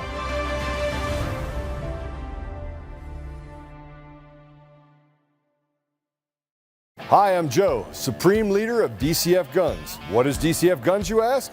We're the best damn gun store and range in the universe. Do we have guns? We have all the guns. We got small guns. We got big guns. We even have beastly guns. We offer all types of training, and we have 5 ranges across our 3 locations. I'm a good shot. And of course, we have all types of ammo. We even have flamethrowers. Woo! We offer incredible membership opportunities, and members save even more on guns, ammo, and accessories. Military, both active and retired, and first responders get up to 40% off memberships.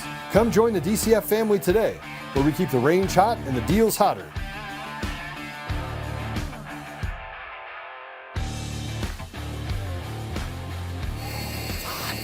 It's hot.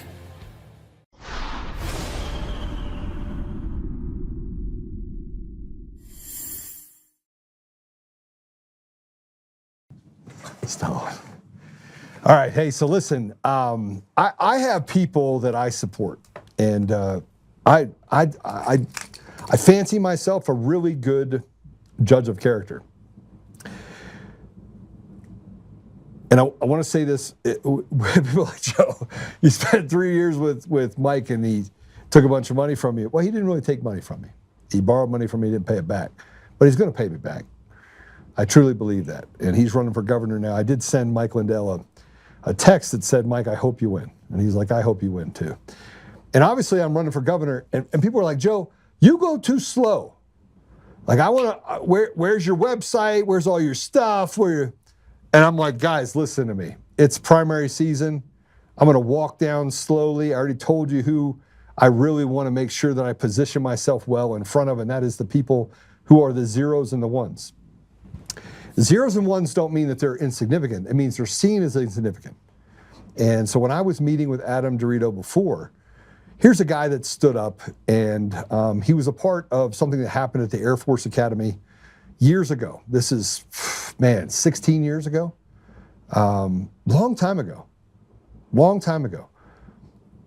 And so they took that and they turned it into something it wasn't. People have slandered him up one side and down the other.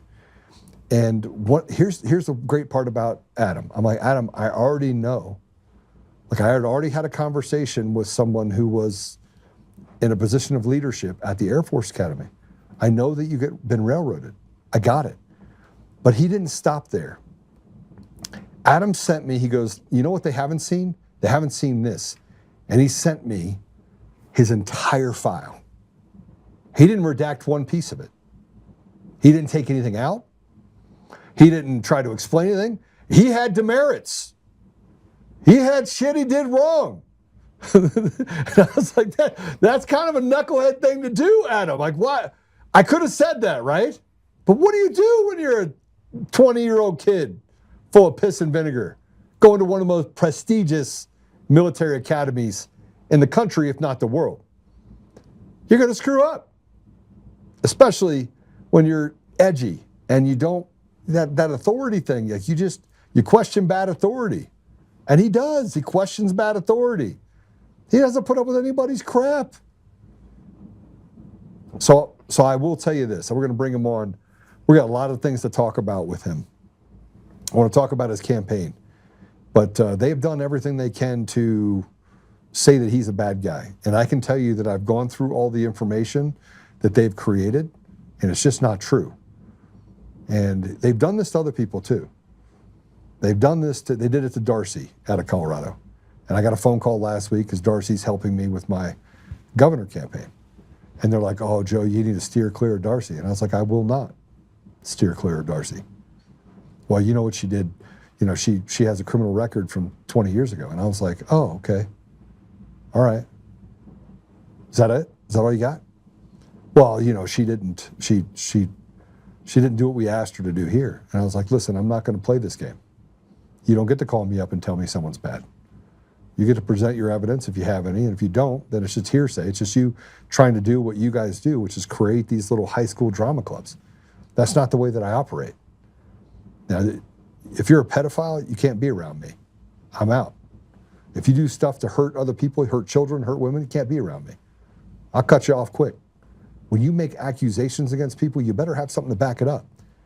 And the one thing that we need inside the GOP or inside of our society at large, the one thing we need is unity of purpose. Like, what is going to make our lives better? What's going to give our kids more opportunity? And we don't have that. We have the Democrat, the D's and the R's, and an R can now just say, I'm switching parties, I was a D, now I'm becoming an R, I'm an R, I'm becoming a D. No, you were always that way. And it's easy to infiltrate a different party when the only thing you're focused on is yourself. That's the problem that we have inside of politics, is that politics is never about the people. They don't give a shit about it. So the zeros and ones, Adam's going to concentrate on the zeros and ones too. And he's running for CD8. So with that said, Adam, welcome to the show and your run for Congress. Yeah, and Joe, thanks for bringing me on the show again. It's an absolute pleasure, and thanks for backing me up on this stuff. I mean, like I said, something happened 16, 20 years ago, and a lot of people just don't understand what actually happened there, because also 90% of the files, like the stuff I send you, is not on the internet, because it's got private information about victims and assault victims and stuff. And a lot of those people moved on with their lives. They have kids now, and even my best friends from the academy, they'll never come on my podcast because they're like, dude, look what they did to you. I'm not risking that. Yeah. And this is why I say we pick sides and we act like school children. Yeah. And you can't, if you don't get to a place where you can figure out what the outcome is, right? You find yourself trying to pick and choose, okay, who's bad, who's good. It's like the whole Q deal, and in our movement, this idea that, oh, I have to get on the Mike Flynn deal, or I got to get on this deal, and this one hates this one, and oh, you're the reason why Tina Peters and they just make it up. Well, yeah, I mean, absolute power corrupts absolutely, right? And this is something I saw at the academy, where there's some very, very powerful people at the academy, even back when I was there. And if you go against the system that protects them, they're going to destroy you. And it wasn't just me. I mean, this is the reason I got involved in politics is because these are the people that I've been defending for over a decade. Anyone who goes against the academy or trying to do the right thing. And I've helped some people. I'm still working on cases now. And that's one of the reasons I decided to run for Congress, is because I went to all of them. Doug Lamborn, Ken Buck, all our current representatives now. And none of them will go against the academy. And we thought you had a little bit of hope when Charlie Kirk got assigned to be on the board of visitors for the Air Force Academy, because we had like a little connection there. And unfortunately, he was assassinated.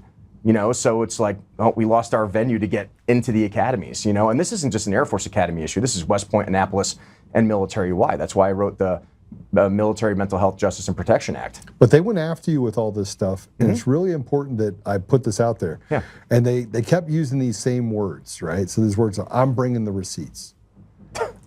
I'm bringing the receipts. I'm bringing the receipts. So I read through all of it, and you'd see people comment that those were receipts, and I was like, those aren't receipts. No.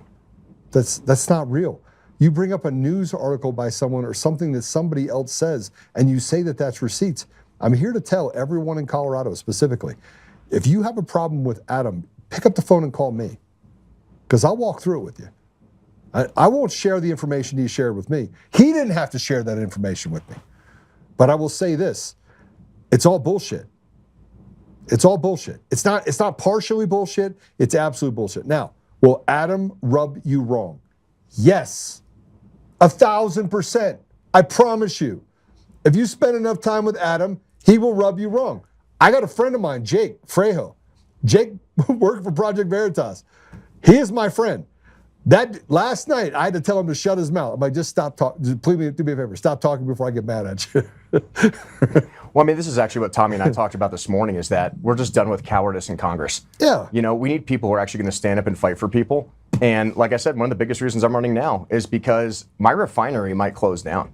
They're in strike talks right now. And this is the only refinery in the state of Colorado. That's the last job I have. Every single company I've worked for in the state of Colorado in oil and gas has closed down. They are gone. They sold off all their assets. And they pushed us to a point where we got to fight for what's left. And I'll go to bat for my Hispanic guys that I work with every day. Like I said, I'm the minority in my job. And even they said, DeRito, you got to go fight first because no one else is. And we gave Gabe Evans the opportunity to do it, and he threw us under the bus. So what are you gonna expect when the people want to stand up and fight for their jobs and their livelihoods? Well, Adam, let's talk about the thing that's close and dear to my heart, and that is the election systems in Colorado. Yeah. Yeah, so I think that your expectations in running, and I'm not gonna put words in your mouth, you're welcome to tell me what you think, but I think that the expectation in Colorado is that nobody wins unless President Trump does the job that needs to be done to get rid of machines and mail-in ballots. 100%. And that's probably one of the best reasons why we invaded Venezuela and took their president, because at least we have an access backdoor now to the Dominion systems now, because they were the ones running all the software, right? And we can only hope that he pushes his initiative, which I think he announced yesterday, which is no more mail-in ballots, in-person voting with voter ID. I don't understand what the problem to that is. No machines. Yeah, no machines. No machines. It should be a national holiday. I hope that's the next thing he does, is make it a federal holiday. Yeah, so this is where we get in like places like Colorado, where we're starting to build a fraternity of people, and people are like, Joe, how can we help you? And I was like, don't help me. Volunteer to be a part of the process. Make sure that you are at your precinct, that you're paying attention, you're recording if you can, you are making sure that you're collecting names, or building a funnel to allow people to say, okay, if we go through this process and we get rid of everything, you still have to contend with fraud. You still have to contend with them creating ballots out of nowhere. You got to have counters at the doors so we know how many people are coming through the door. We got to make sure that our poll books are tight and right. I mean, there's a lot that goes into this, right? Oh, absolutely. And the other thing, too, is we have caucus coming up now, too. We have the precinct committee people. We have the district captains. Actually, I was asked to step down as district captain for a period of time because I'm running, even though it's not in the bylaws. But the problem is they also don't get that information out. I mean, what determines who's on the ballot, if you're going through the state assembly system, are those people. But it's such like a closed-door club system, you know, and it's hard. If you haven't been in the system for 20, 30 years, understand it. Like, people just get confused. They just think, oh, whoever's on the ballot when they mail it to my house is who I'm going to vote for. But there's a whole process that comes before that, and that gives you the best chance to win governor as well, is having people understand that process and get involved. And we can't just have people sitting by and doing nothing in the state of Colorado anymore. You can't just sit there and yell at the TV like the Leonardo DiCaprio meme and just saying, oh, I saw that coming, right? You have to be involved. You have to be a citizen. You just can't be a resident standing by and hoping for the best. Yeah, so this is where we get into fertile ground, right? You have, I was just looking at, I put that post up. Go ahead and put this up if you would. This is a post that was put up by someone, by Jasmine Crockett. She puts it up. And she said, what is actually going to take for the Americans to rise up? What is it actually going to take for Americans to finally rise up? How much worse does this have to get? I mean, I don't understand. Is like, yeah, you have to participate. And to be fair, I'm not a huge fan of Jasmine Crockett. I mean, watching her talk in Congress is I'd rather eat sand. But what I'm saying is that she's doing this on the side of having some sort of resistance rise up and basically commit sedition. Yeah, we can't do that against either. America. We saw it happen with Senator Kelly, right? You can't just orchestrate within the military to have a coup. Nobody arrested him. Yeah, Is it not a violation of Yeah, you can't do that. When you are, especially when you have retirement from the DOD/DOW, you cannot still work against the government getting a paycheck from the United States government. You can't do that. Now, anywhere else you would actually be court-martialed. You would be brought back into a military court. You would be tried. I don't know if it would rise to the level of treason, but it would definitely rise to the level of attempted sedition or something to that effect. Yep, and they can derank you, they can take your pay, and they're fully within their rights to do that. And I try to remind people of that every day. It's like, you know, when you decide to put the cloth of this country on your body, it stays with you forever. You know, and I've seen privates and sergeants and cadets just have their lives destroyed over way less things. Way less things. How about the guy that took a picture of a submarine wall? Yeah. Got 8 years. Yep, in prison. Right? 8 years in prison. You guys are like, no, that didn't happen. Yeah, it did happen. Like we talked about this. You have entire servers. That's why I call them the haves and the have-nots. Yeah. And look, here's the thing that Adam, that I want to get to specifically. Have-nots. Like, there are a lot of poor people in the state of Colorado. Yeah. A lot. There are. I mean, look at the water project that just failed down south, which I have a lot to say about that, because, I mean, people want to say it was over Lauren Boebert voting for the Epstein files and, you know, the Tina Peters thing. And the problem, what I hate about Colorado politics is that they draw on low information voters with like very simplistic things, but they're not diving into the actual kinetics of what that bill was.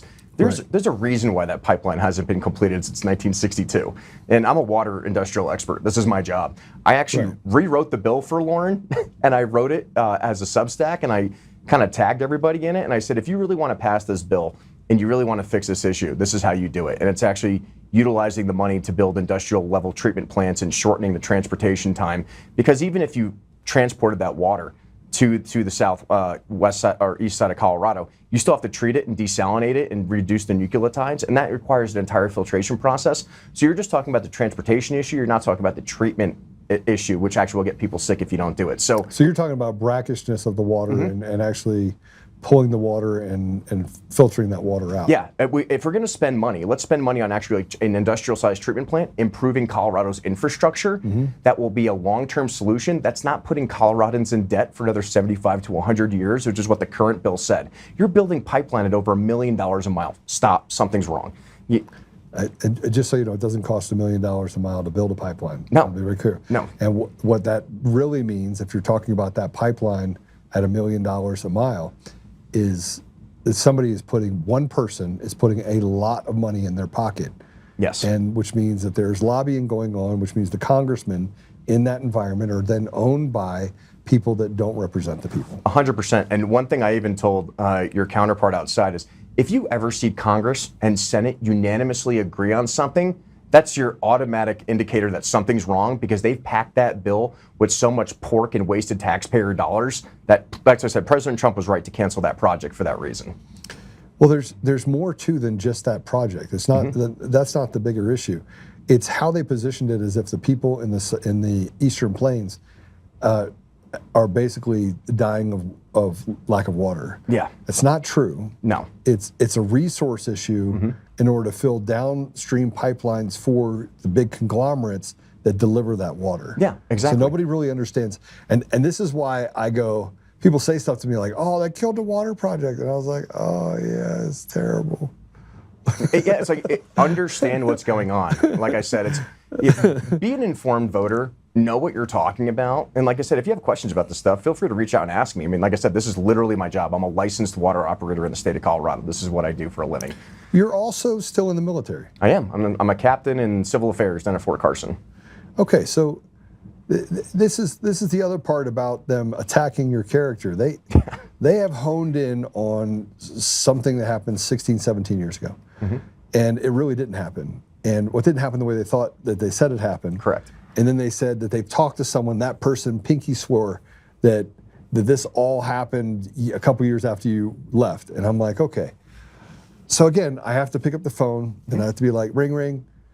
Hey, tell me about DeRito, not the cheesy ones, the DeRito, Adam DeRito. And I hear straight from the horse's mouth, these are some of the things that I recall based on that. So I call you and I'm like, what the hell's wrong with these people? And then they call me. And they're like, Joe, you don't understand. Bar, bar, bar, bar. I was like, I understand that if there's smoke, there's fire. So you're attacking Adam, and frankly, he's close to ground zero, you're not. And like I said, there's a lot of things I don't talk about by case. Like if you want to know, like when I publish the book, you can read about, there's more details in there that I can reveal. But the thing is that I promise you, the United States military and Special Operations Command, who I've worked with my entire post-academy career, would not authorize the security clearance that I have in the unit that I work with, because I'm telling you, they know everything. They went through every little detail about everything that had happened at the academy, and even the investigators agreed that this was BS, and this was just a railroading project in order to protect some high-ranking officers. And that's what it was. And you fought through it. Normal people just bail out, be like, I'm out. Get me out of the military, and they just try to run from it. You never ran from it, Adam. No, people think I'm crazy that I'm still in the military. They're like, dude, if whatever happened to you happened to me, I would never be serving. Well, so yesterday we had on two military, long-term career military officers. We had Colonel, what's wrong with me? Towner. And we had Brigadier General Holt. And they'd spent combined over 50 years in the military and serving this country. And the stories they told were similar to what you're talking about. There are certain parts of the apparatus that are rotted to the core. Yeah. But if you didn't stay in, the only thing that would be left is the rot inside of that apparatus. It's actually one of the reasons I stayed in. I love my younger enlisted guys and my younger junior officers, and I want to make sure that what happened to me never happens to anyone ever again. and I will protect them as much as I can to make sure that they're trained properly, that they're ready for the next conventional war that we're getting ready to go to, and really understand that what service means to this country versus getting wrapped up into the politics of the military and just being a yes man, because yes men are what get people killed. And we've seen that through the entire global war on terror, through Iraq and Afghanistan, with people just acquiescing to the system and not doing the right thing. And I can't idly stand by and watch that happen again if I'm still able to serve and stop it. Okay, let's talk about your platform. Yeah, so I mean, I'm in the airborne, right? I'm still a paratrooper, so we call it the 5 points of performance, right? So number one for me is bold governance, right? Actually doing your job, stopping illegal immigration, removing the illegals from this country, stopping the transgender surgeries of children, actually standing by what the American values are and legislating on those factors. Number two is energy independence. My second main focus is bringing all those jobs that we lost back to Colorado, using Trump's emergency energy declaration to override insane state environmental statutes that mean absolutely nothing, and actually bringing those six-figure jobs back so kids don't have to put themselves in debt going to a college they don't even have a job for. They can go spin a pipe wrench, earn a lot of money, and really take care of their families. Number three is American agriculture. I need to bring solace back to these farmers and ranchers who've been suffering really bad. I mean, I just went to a meeting up in Gallatin a couple weeks ago where we've lost over 50,000 head of cattle, and not a single legislator was there to care about these guys losing their livelihood and millions of dollars in American grown beef, and now we're subsidizing it with foreign beef here at one of the largest slaughterhouses in the state because these ranchers don't even have enough cattle to produce what they need because they've lost so much, and it's not worth it to them to regenerate because they can't even sell what they have. And number four is going to be veterans. I want to take care of the 35,000 veterans in CD8. They have to drive an hour to Cheyenne or an hour to Denver with a small clinic in the middle. And I want to reduce their wait times. I want to get them community care letters so they can actually get taken care of. It's just something that really bothers me, that when I go to a representative and ask, even for myself, veterans need help, we need this issue. And they always say, we're here for the veterans, we're here for the oil and gas workers, we're here for the farmers and ranchers, and then they do absolutely nothing when they get to Congress. Adam, it's the same thing when they say they're here for the people. Yeah. I mean, we have opportunity deserts, we have education deserts, and we have food deserts. We have those that actually exist in the state of Colorado. Yes, we do. In some of the poorest communities. If you go down, if you go down to Walsenburg, okay, which I think that is CD8. It's like off a little bit more to the right. It might be in CD4, but yeah. Okay, so if you go down to, I'll use Walsenburg as an example. It's a food desert. Yeah. It's a food desert. And you'd say, no, they have a place there. It's one of the poorest places in all of Colorado, right? Go in there and try to walk into a school. Because I did. Go in there and have conversations with people on the street, because I did. And I only did it because, I travel up there to go hunting. I travel down there to go hunting. And I'm always fascinated by different people that are in small towns. So I'll sit and talk to people. The have and the have-nots in that town is like 90% have-not, completely invisible. You'll see kids walking to school in the middle of the wintertime, that are wearing clothes that they shouldn't be wearing. Yeah. Right? Do you think any of those people even have a clue? Do you think they even think that they are even thought about?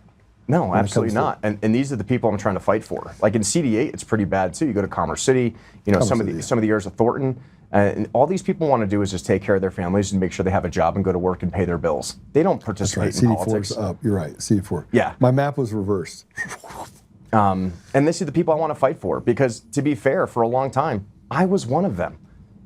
People like to famously say in the Weld County side, this nobody came out of nowhere. Well, when my property taxes went up, I just started Googling and finding some of these meetings to show up, and I started asking questions. I was perfectly happy sitting and going to work every day, jumping on the rigs, jumping on the frac trucks. But when my jobs were going away and we're getting laid off and we're getting transferred out of state, you got to start asking questions. So no, I'm not a nobody. I'm just a constituent that started to pay attention, and we need more people to do that. But I really feel for these people in these communities, and that's why the fifth part of my campaign is transparency. If you call my office, you're going to get a phone call back from me or one of my staffers. You're going to get a handwritten letter, something, because I am sick of people being ignored by these congressmen and congresswomen in the state, where the only time they care about them is when you're giving them money and for the 4 or 5 months when they're campaigning. All right, so let me ask you about that transparency appeal, because this is really important to me. One of the things that I keep hearing from and by the way, I don't care about Democrat or Republican. Yeah. Frankly, it's a uniparty slugfest down there. It is. They don't care about the people. There's never a time that all right, if you were the people, would you be like, you know what I need? They're going to go to you, Adam, do me a favor. Can I have more tollways? Adam, can you double my property tax again for me, sure. Adam? Adam, I was thinking that I wanted to pay more taxes on my food, Adam. Adam, why are you not listening to me? I need another tollway. And it's too cheap to go to DIA. It cost me $15 to go 20 miles. I need it to be $100, Adam. Will you take care of that for me? And by the way, do me a favor and hand all of that over to an Australian private equity firm and give them $30-40 million a month, Adam.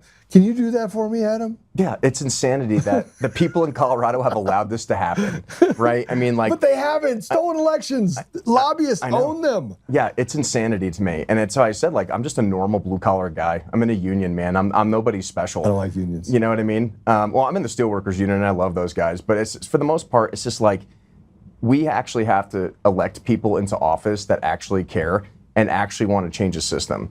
We I just like have to do it. Steelworkers Union because my family did steel back in the day, but teachers union. I have some issues with the teachers unions.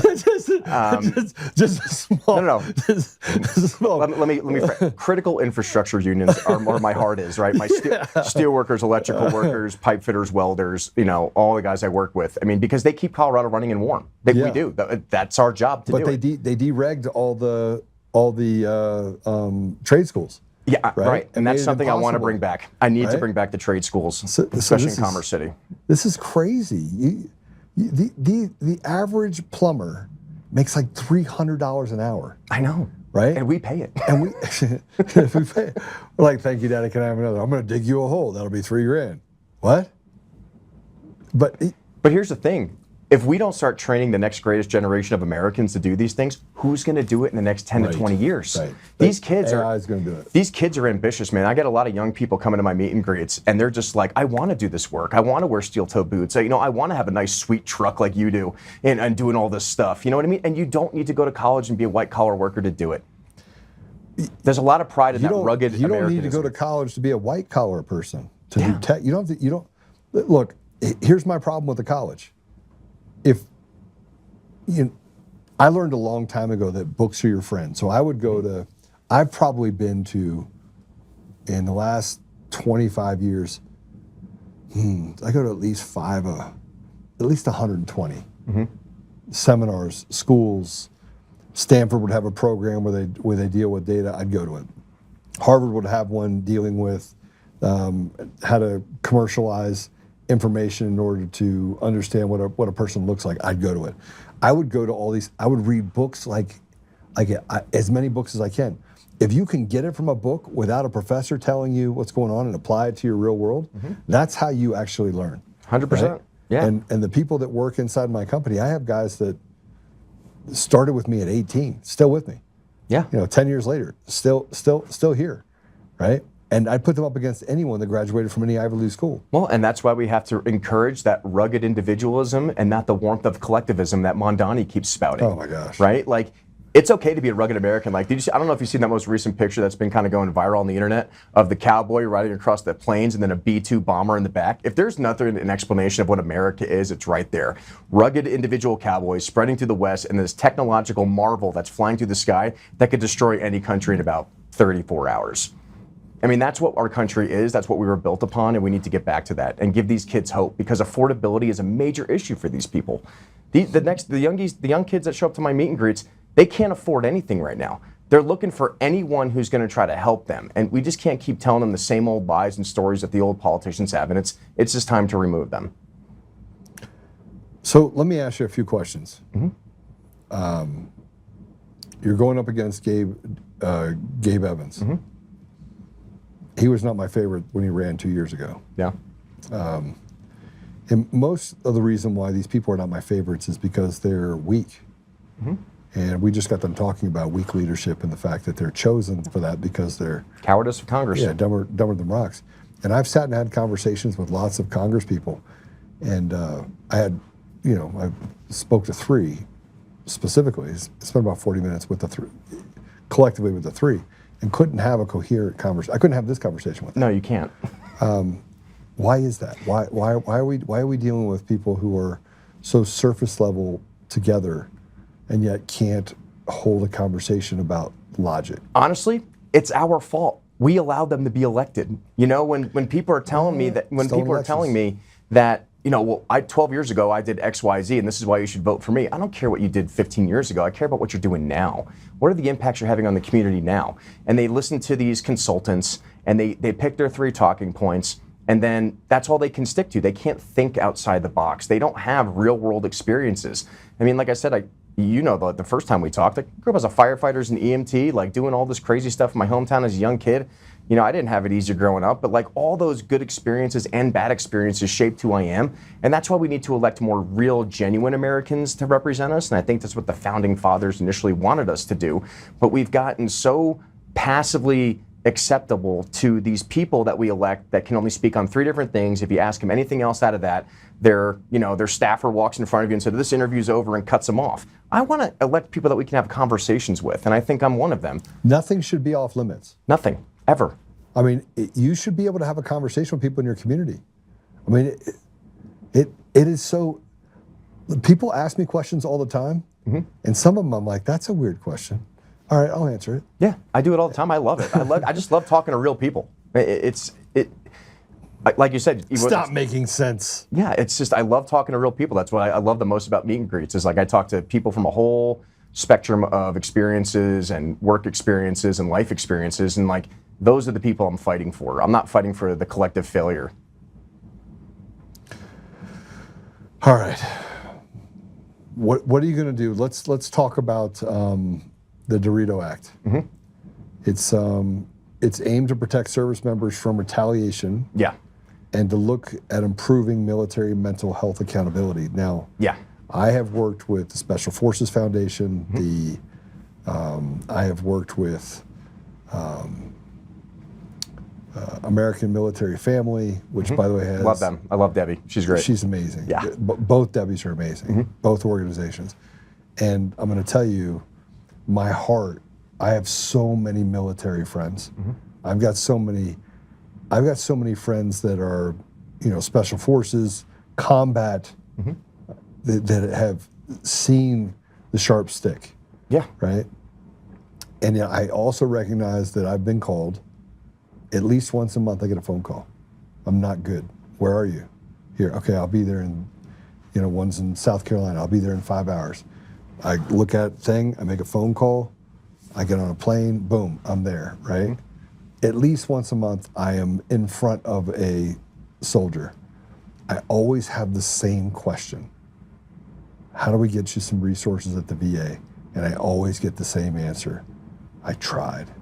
Right, and this is, the VA is failing on this. That's why, like I said, the 4th part of my project is veterans. But so the DeRito Act, in short, it's called the Military Mental Health Justice and Protection Act. And this not only protects service academy kids, but it also protects military members service-wide, because the one loophole that commanders have in the Uniform Code of Military Justice is something called the Command-Directed Evaluation. Your commander doesn't have to be a doctor, but they can order a doctor to put things in your medical records without your knowledge. If they deem you a threat, if they don't like you, if you reported them for misconduct and they say you're crazy, which is what they did to me at the academy, right? And I didn't find that out for several years when I applied to be a helicopter pilot in the Army in 2017, right? Black and white, they falsified my records. I never saw this doctor. Don't even know who Kristen Nicole Henley Price is. To this day, don't know who this lady is, right? And the fact that I found out I wasn't the only one, and that's why I've spent over 10 years of my life fighting this issue, is because I found out that if you go against the grain, if your commander doesn't like you, if your wife or even your husband calls your commander and says something about you, they can do a command-directed evaluation to force you to have mental diagnoses unbeknownst to you, and it'll end your career, it'll ruin your life, it'll pull your security clearances, all this stuff. And that's what they tried to do to me. It didn't work, because I obviously fought and beat them.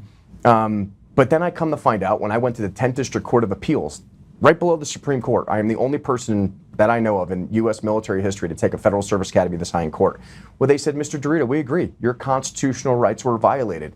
But under Parker versus Levy, The military is a separate society and should be treated as such, and therefore we cannot tell the military what to do, even though your rights were violated. So this is what we're trying to change. I'm trying to change that one line in the Uniform Code of Military Justice.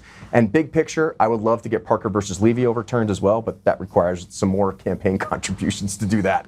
Yeah. But that's the issue. And it didn't just affect me. I'm just the only one willing to wear the plate carrier and fight these high-level officers and high-ranking people in our Congress and our representatives to change this. And then you wonder, why doesn't anyone want to change this? Why are they fighting me so hard? Right? It doesn't make any sense. Then you come to find out that there's a lot of money involved. NCAA Division I sports is a huge moneymaker for these academies. And you go against that system and look at every single superintendent from the Air Force Academy. They all retire and then they go to the Mountain West Conference Football Selection Championship. Yeah. Right? And then they go and then they become the CEO of the Association of Graduates. I mean, it's a huge grift. It's a huge grift. But it's okay. I mean, grifts are okay when you're getting, you're getting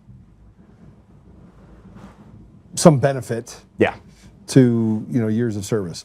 I don't have to agree with it or dislike it or like it, but I mean, look, when you're ruining people's careers and their lives that's a problem. But I mean, there are good people that have gone on to.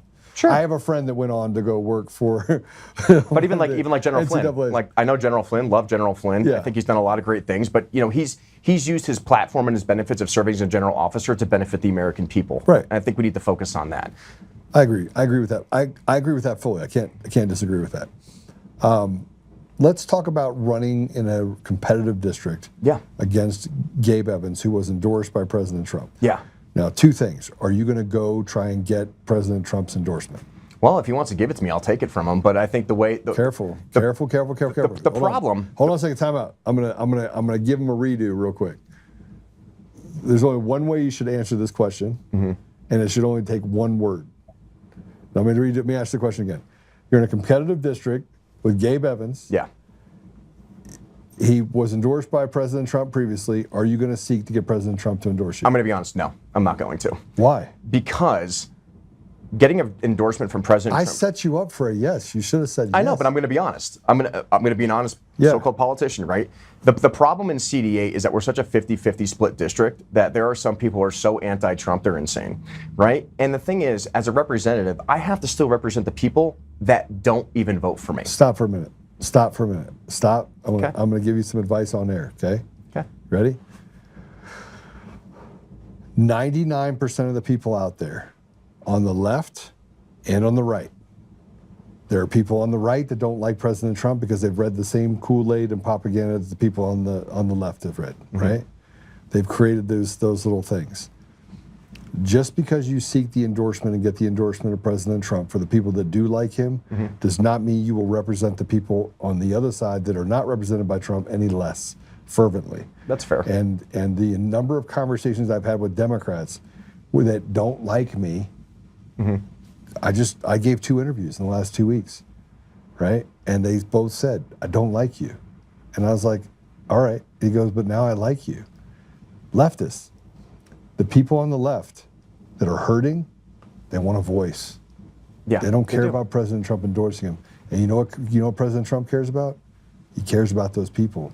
And you can say whatever you want, but here's a guy that in his private life never said a word. And when he saw someone hurting, he would walk over and say, I'm going to pay for your school. I'm going to buy you a car.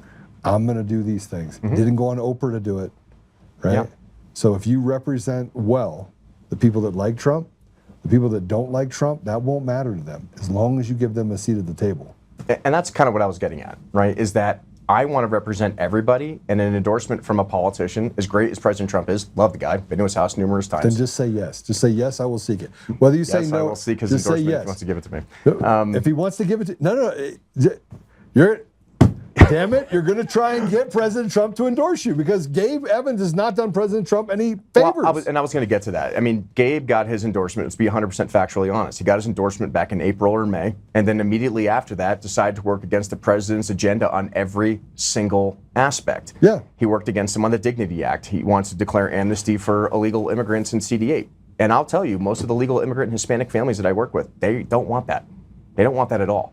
Number two, he was against the Space Force move to Alabama, which if you actually go into the numbers, which I wrote an entire Substack article about this as well, it makes sense. And also, if none of our congressional members want to help military veterans now, and I've been the spearhead of that to literally give them a softball for their reelection campaigns, why would I want more service members in the state that are not going to be supported, right? And then right after that, he decided to be one of the only 4 Republicans in the entire state, or sorry, in the entire country that voted not to criminalize transgender surgery on children.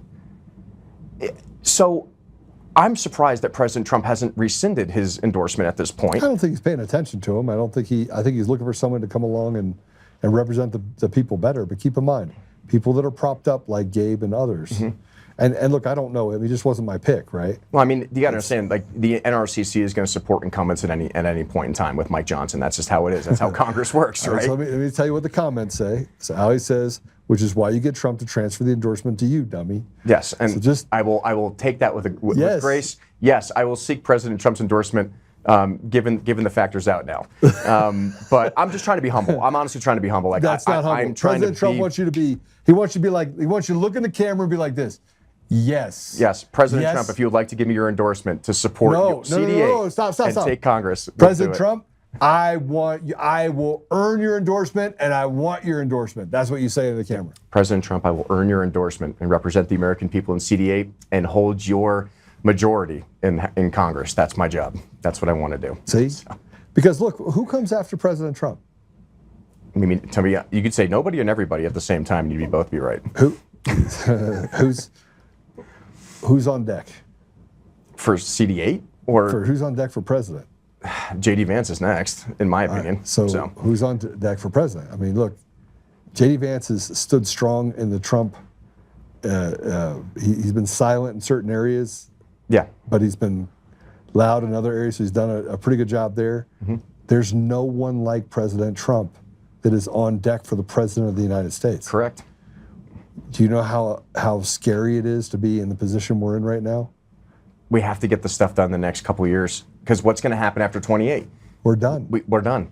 We either solidify those things and create a new norm where the strength that President Trump exudes is shared politically with an unselfish desire to serve the people. Yes. Or we are finished. And this is why it's one of the reasons I'm running, is because this is the time. It's now. And also, this is why I've encouraged people to primary all the bad politicians in our state. If you want to run and you think you're a better candidate, you should be running and removing these people from office. We shouldn't let incumbents exist because they're incumbents. Well, I mean, look, I'm running for governor, and frankly, it's there are some good candidates in the governor race. Yeah. Scott Bottoms is a good friend of mine. I love that man. Yeah, he did great at the governor's forum the other day. I heard he crushed it. He crushed Barb Kirkmeyer with a sledgehammer. It wasn't even close. I was there. I thoroughly enjoyed watching that. Even Jason did a great job, too. Oh, he did? Jason had some pretty good answers. Yeah, what's Jason's last name? Maskill, or Matt. He's the sheriff up in Teller County. Oh. What about the other guy running for governor that is... Well, I mean, there's 18 of you, so Mark or 20. Something, I don't know. He came out when he says, call for violence, and I'm a sissy. Hey, by the way, if you didn't know, Adam, I'm a sissy, right? Oh, are you? Yeah, that's what they said. That's what he said. I'm like, okay, well, here's my office address. Yeah. I actually said in there, I was like, come on over and have a talk with me, right? Yeah. Put your big boy pants on, boy. Oh, man. Yeah, it's just, we have to pick the best people to do this job. We do.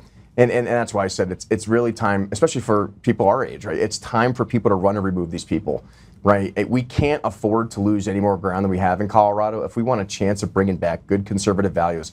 And even liberals who are reasonably, able to debate and have, answering questions and stuff. It's okay. We can all get along. We don't have to hate each other. You talk to people every day, and it's like what you see on the news is not reality. Just go down and start talking to people, and it's everyone normally gets along. Liberal and conservative, man. Let me just tell you something. My friends are both liberal and conservative. People are like, "How do you even associate with them?" And I was like, "They've been my friends for like 20 years. Like, if I called them in the middle of the night and I was like, listen, I need you to bring a shovel." And you can't ever talk about what we did. Whose car are we taking? Yeah, that's a real, in my world, That's a real thing. Yeah. Right? I am my brother's keeper. And so that means more to me than any R. An R and a D has never done anything for my family. It's never done anything for our communities other than make things difficult. I agree. So I'm going to hold you hostage here for a minute. Please do. I got someone that is in your district, Okay. who I've had on this show before, that I asked to come on because the judiciary in our state is rotted. Correct. Right. I had to deal with them. To 10th the District core. Court. Whew. But it's really bad. It's really, really, really bad. Yeah. Now I want to bring this up because, look, I'm an advocate for the people, Yeah. and it's been a couple years, and so let me just kind of tell you a little bit of the story. So Anthony Chavez had a 7-year-old son in 2022. In 2022, they had lifted the mask mandates for kids to go to school. He didn't want his son wearing a mask. I've never asked Anthony whether he liked or didn't like Trump. It never even occurred to me. What occurred to me is that what they did to this man is absolutely wrong. So if you go through the history of what happened to him, and you look at the article, which is Gateway Pundit. You guys have it? You guys have the Gateway Pundit article? Before I bring Yes. it on? Can you put it up, please, next to us? And Anthony, we're going to bring you on here in a second, but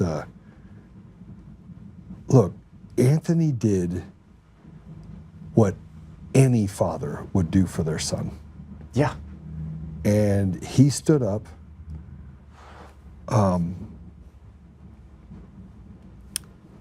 And then the guards assaulted him. Then they arrested him. They assaulted him.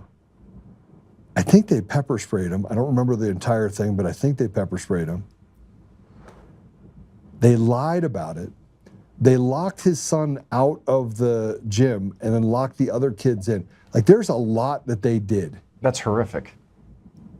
And then they covered it up. And then he went to court.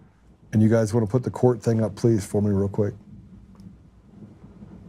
No, the court. That's the give, send, go. We're going to talk about that in a minute. But the court thing up that I put in there, it's an actual document. He fought this for the last 3.5 years. And he went through the appeals process. And the court said, went all the way to the Colorado Supreme Court, they said, we're denying you the ability to get justice. Sounds familiar. Sounds like something I went through. With that said, Anthony, welcome to the show. Well, welcome with us. Thank you, Joe. It's good to be with you again. Brother, I forgot about all the conversation. I had to go back and listen to some of this before. But just give Adam an idea of what's going on with this, if you would. So currently, I'm about a little less than 30 days away from the deadline to file my appeal to the Supreme Court of the United States after, as you said, the Supreme Court of Colorado denied my appeal.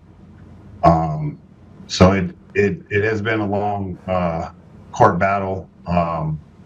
Just even to get the appeal, my ability to appeal had to be appealed.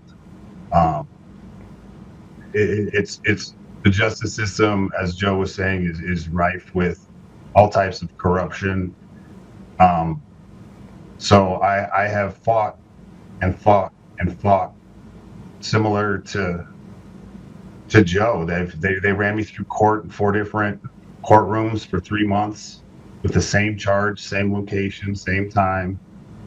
But they mixed up the paperwork, and so I had to go to court 3 times a week, to 3 different courts, to answer the same trespassing charge that I was eventually convicted of, dropping my son off at school. You were convicted of a trespassing charge. Did you get a jury? I did. And the jury said that you trespassed?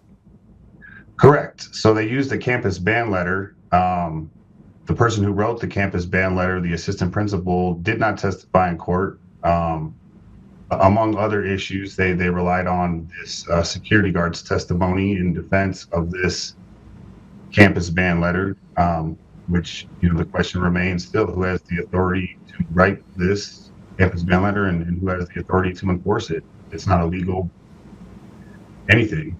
I had the right to drop my son off and make sure that he got into school safe, and that's what I did. So how do they? So this is Adam. This is what we get: the chicken and the egg. Before I get into that, Anthony, why are you still fighting? Why are you still fighting? Why not let it go? So this has to do with parental rights. I invested 7 years in my son's literacy, and he was one of those reading age children that were not able to see the teacher's lips or face move. I learned sign language so that my son would talk faster as an infant, which led to faster speech, faster reading. I had 7 years invested in this portion of my son's life. They say that now the predictions are that this age group, this reading age group that missed this important instruction, in literacy will have the lower earning potential of $25,000 to $35,000 less a year because of this. And no one's talking about the damage that we did to our kids. Anthony, tell me a little bit about your history. Did you have a great time growing up? Did you grow up in a middle-aged family, poor family, wealthy family? Yeah, we were middle class kids. I was second to six, so I had a lot of responsibilities as an older sibling. To look after my other siblings and do what's right. That was a responsibility that we grew up with. We were feral, kids of the 80s, and so the moral compass, I think, amongst my peers is still intact because of, in large part, due to the way we grew up looking after each other and our neighborhood friends and our community. So your education of your son's pretty important then. Absolutely, it's the building blocks to success. Literacy is everything. So Adam, the whole concept of this has been going on for 3 years. I mean, you could just let it go. I mean, Anthony, you could just let this go. You could just walk away. You lick your wounds, understand where you're sitting, but you're still fighting. I think it's the accountability. It's more about accountability. I think at this point, for most Americans, I think we all share, a common frustration. We haven't seen any arrests yet. And we're being told these things are happening or they're getting to it. And similar to your conversation with Adam earlier, we have limited time, I think, to perfect these things in our society so that they never happen again. And I think holding people accountable, the authorities, accountable, is the only step that needs to be focused on at this point if we're going to build the future for our kids in this nation. Adam, what do you say to him? I mean, I can give you more information, but what do you say to him? I mean, Anthony, first of all, I just want to say I'm sorry for what happened to you. You and I have a similar situation. I fought the Air Force Academy, and you're fighting, these corrupt judges and stuff, and I had to deal with them in 10th District Court too. I wonder if we dealt with the same judges. I'm just thinking that in the back of my head. But the problem is that they're bought and sold out by the system.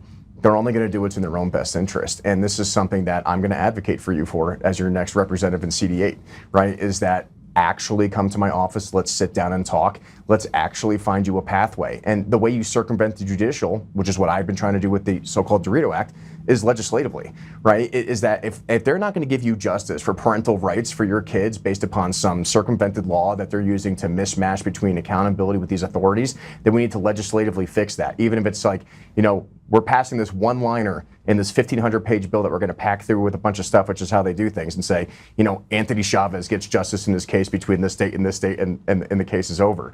That's how they do it every single time. And I just want to fight for people like you because people like you matter. Like I said, the next generation of Americans, like your son, is what we're fighting for. I'm not fighting for all the people that have been in power for the last 20, 30 years. They had their chance. They had their chance to make our lives better. But the reason why you were subjected to that system is because of the systems those people put in place. So we need to dismantle those systems, you know, and I've made some friends in Congress over the last 10 years that we can probably build some allocation on, build some bills on, you know, and hold accountability. But like I said, if I become your next congressman, please reach out to me immediately because I want to help you with whatever I can because I know what you're going through. In the meantime, we have to get you a lawyer in the next 30 days.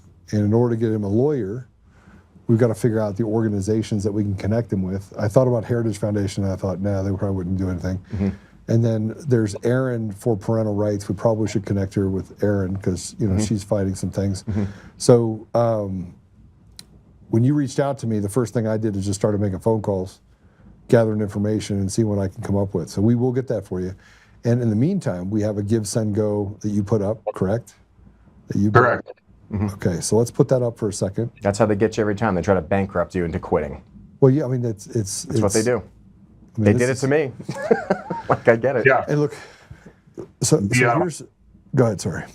The immediate need, it's my understanding, is that this will be reviewed by the Supreme Court Justice, who happens to be Gorsuch. Underneath him, he is the one who reviews, you know, cases that are sent.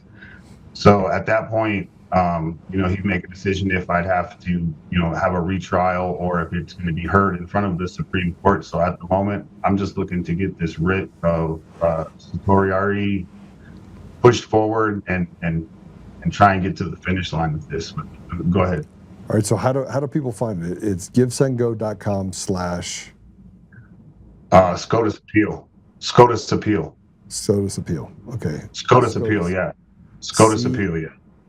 SCOTUSAPPEAL. Correct. All right.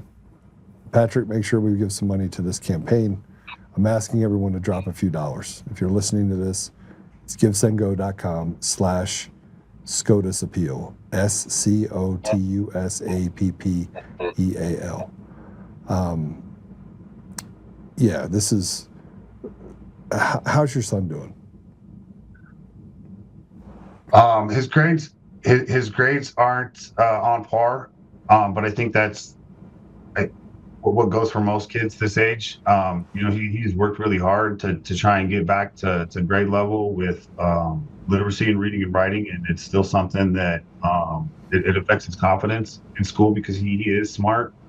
So there are parts of trusting adults, I think, that he still struggles with. Kids can see injustice; they can feel it too, right? Once they get into that system where the credibility starts lacking, they stop learning. Yeah, absolutely. So, you know, hopefully you have those conversations with him. That just because you're dealing with a bad system doesn't mean that these are all bad people. You're going to eventually have to have that conversation with him because it's going to affect him for the rest of his life. So you've got to give him a forgiving spirit because I promise you, he probably has seen you go through things, and he's not all that forgiving, if I had to guess. Yeah, and on above all, you know, he's thriving. You know, I think his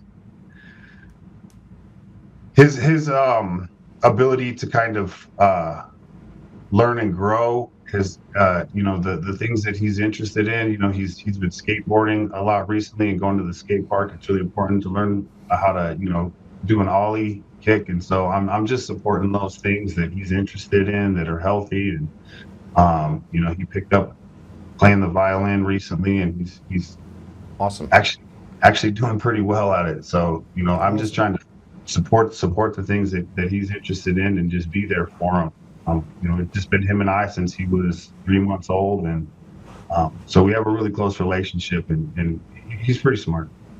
Awesome. Well, I want to say thank you for getting on. Thank you for continuing to fight. Yeah. It won't be the last time you hear from me. Drop your phone number inside of that X deal because I don't have it. I look forward to try and ping you, so just drop that in there so I can stay connected with you, and then we'll get you connected. I'll actually go through some stuff with Adam. Yeah. I saw his eyes just go like this when you were talking. Yeah, just, hey man, I'm going to be honest. I know how you feel. We got his number. Same situation, right? Just don't ever quit. Don't quit. I never quit, and you should never quit, because if you quit, then this is going to keep happening to people. You got to keep fighting. You got to be the plate carrier. And thank you so much for what you're doing, because it means a lot. Thank you. I've done what I can. You know, the heavy lifting's done. We're at the door. We just got to walk through it. And I reached out to Joe, and thank you again, Joe. It means a lot to me to be on your platform and just get the message out. If anything, I can say that I did everything I could. I am my brother's keeper, so I don't stop. And you reached out, and you know, so my job is to, you know, if we don't matter together, then nothing matters. Yeah, and if I can help you breach the door with my team, if we get in, just give us a call. We'll blow it. Got it. Sounds good, Adam. Thank you, Joe. I appreciate it again. All right. God bless you, brother. Thank you. I'm so grateful. This is kind of what it's all about, right? That's what it's all about. And That's it. he's a great dude. And not only that, but he's a great father. And he's teaching his son that you can't quit. And we need more fathers, you know? That's a big thing about American And he's society. a single dad. That's amazing. Right? That's very rare. So he's fighting, he's standing, he's doing all the things that are necessary for his son. And you know, we more often than not, we find ourselves kind of giving up on the idea of, well, just let this one go. Right? Yeah, and sometimes you have to look at the battles differently. You have to look at the battles on who's watching, who's paying attention. And when your kids are paying attention, you should always pay attention. Yeah, that's what we're here for. I'm gonna really quickly, before I let you go, I want to answer a question. Maybe you can tell me if I'm doing this with beer goggles. But I made a and you guys need to cut this for me, please, so I can send this directly over. Whoops. Let me make sure that I got this right. So I talked before about a message that I got, and I want to list this message because I think it's important. But Mackenzie sent me a message, and she asked me. I'm going to put my glasses on for this. This is important. It might apply to you. It has to do more with state stuff, being the governor. But let me read it to you. There's 2 questions. And I didn't get a chance to write the question, so Mackenzie, I'm doing this now this way. Adam can give me his thoughts on whether or not he sees what I'm saying is legitimate to it, to what we're trying to do. Congratulations on your decision. In my opinion, my condolences, as you can't imagine what toll it will take to run with the ideology you have in this state. Such unfortunate times we live in. In lieu of your announcement for running, I, as a mother of 5, have some questions I'd love to hear your stance on. Feel free to make my questions public. I know a lot of parents that feel similarly, and we want to find the candidate that fits our families. I am in Jeffco, and while my kids are in private school, the big effect in Jeffco public has become a topic of national and international eye. How do you plan to address the public school system on a statewide level to ensure that our children are kept safe? Specifically speaking of things like girls in sports, restaurant or restroom usage, and overnight school events like choir, concerts, outdoor labs, and overnight sports events, where it has been addressed that individuals of different genders are allowed to bunk with the opposite gender. Question 2, as I stated, we are a private school family and not by choice. We were forced to go that route to withhold the indoctrination of our young daughters in public school. Do you have any intention of presenting a tax voucher or property tax credit for those who enroll in private schools? My final question, with the MAHA movement taking massive strides to ensure parent choice for children's health, do you have any intention of taking the steps to back down from Colorado's extensive vaccination mandates, as well as put a halt to any bills restricting parental rights in regards to genders of children? Thank you for your time. Yeah, so absolutely no girls in sports. No boys in girls sports ever. I don't know why this is a debate. When I was a kid, this was never an issue. It doesn't make any sense. I've signed on to the Protect Our Kids Colorado petitions like over a year ago when they were handing those out before I even decided to run for politics. And number 2, we need to obviously encourage a school voucher program until we can get our public school system fixed. And until we start firing teachers that don't meet standards and holding those unions accountable to actual accreditation and actually teaching kids. And if I see one more pedophile in the state of Colorado that's assaulting kids, that's a teacher, I'm going to lose my mind. How many do you think there's been just in the last? I don't even know. It's got to be over 5. I mean, like in the last 2 weeks. What if I told you it's 14? I would 100% agree with you. I'm just saying this is what I see, as I'm paying attention to. And obviously, I think Trump did an amazing thing where he got rid of the mandatory vaccine schedule, and I think that needs to apply here. Parental rights mean more than anything. If you're a parent, you know how to raise your kids the best, and we shouldn't be letting the government have overreach of taking away those rights for you. It's just common sense. So I agree with everything that you just said. Now here's I'm going to take it one step further than that. Teachers unions have run amok on the state of Colorado. They have mandated and pushed down things onto the parents and then taken away the ability for the parents to fight against that system. Parents walk into the school with both hands tied behind their back, and as they even fight for their kids, they're having to do it by begging and pleading, even to remove books from libraries. That would be that wouldn't pass the muster of being able to read, because they've stopped us from doing it, inside of a school board meeting or at a town council meeting. So I want to address this in a couple ways. One, I think you're right. Like if you decide that you want to be a girl and you're a boy and your parents push you in that direction, you are welcome to do that, but you get no special accompaniments. Right? If you look down and it swings, you're going in the boys' bathroom, and if you look down and it doesn't, you're going in the girls' bathroom. There will be no boys in girls' bathrooms at all, biologically or otherwise. It will not happen. That's number one. Number two, the way you ensure that you stop the indoctrination and the grooming inside the schools, which was not a part of Mackenzie's question, the pride flag will be completely eliminated and banned from any school in the state of Colorado. If I am the governor, there will be no pride flags. The only flag that will fly in the state, in a classroom in the state of Colorado, will be the Colorado flag and the United States flag. I will also reinstitute the idea that you must, mandated, in order to get funding from the state of Colorado, you must do the Pledge of Allegiance at the beginning of class from grade kindergarten all the way up till they graduate in 12th grade. That's how I grew up. But it's not the way it is now. I know, it's crazy to me. It's insane. So that's where you start. You start with the foundation. You start with the foundation of goodness. There will be no Satan's clubs in any one of the schools across Colorado. And this not a separation of church and state. That's all completely bunk.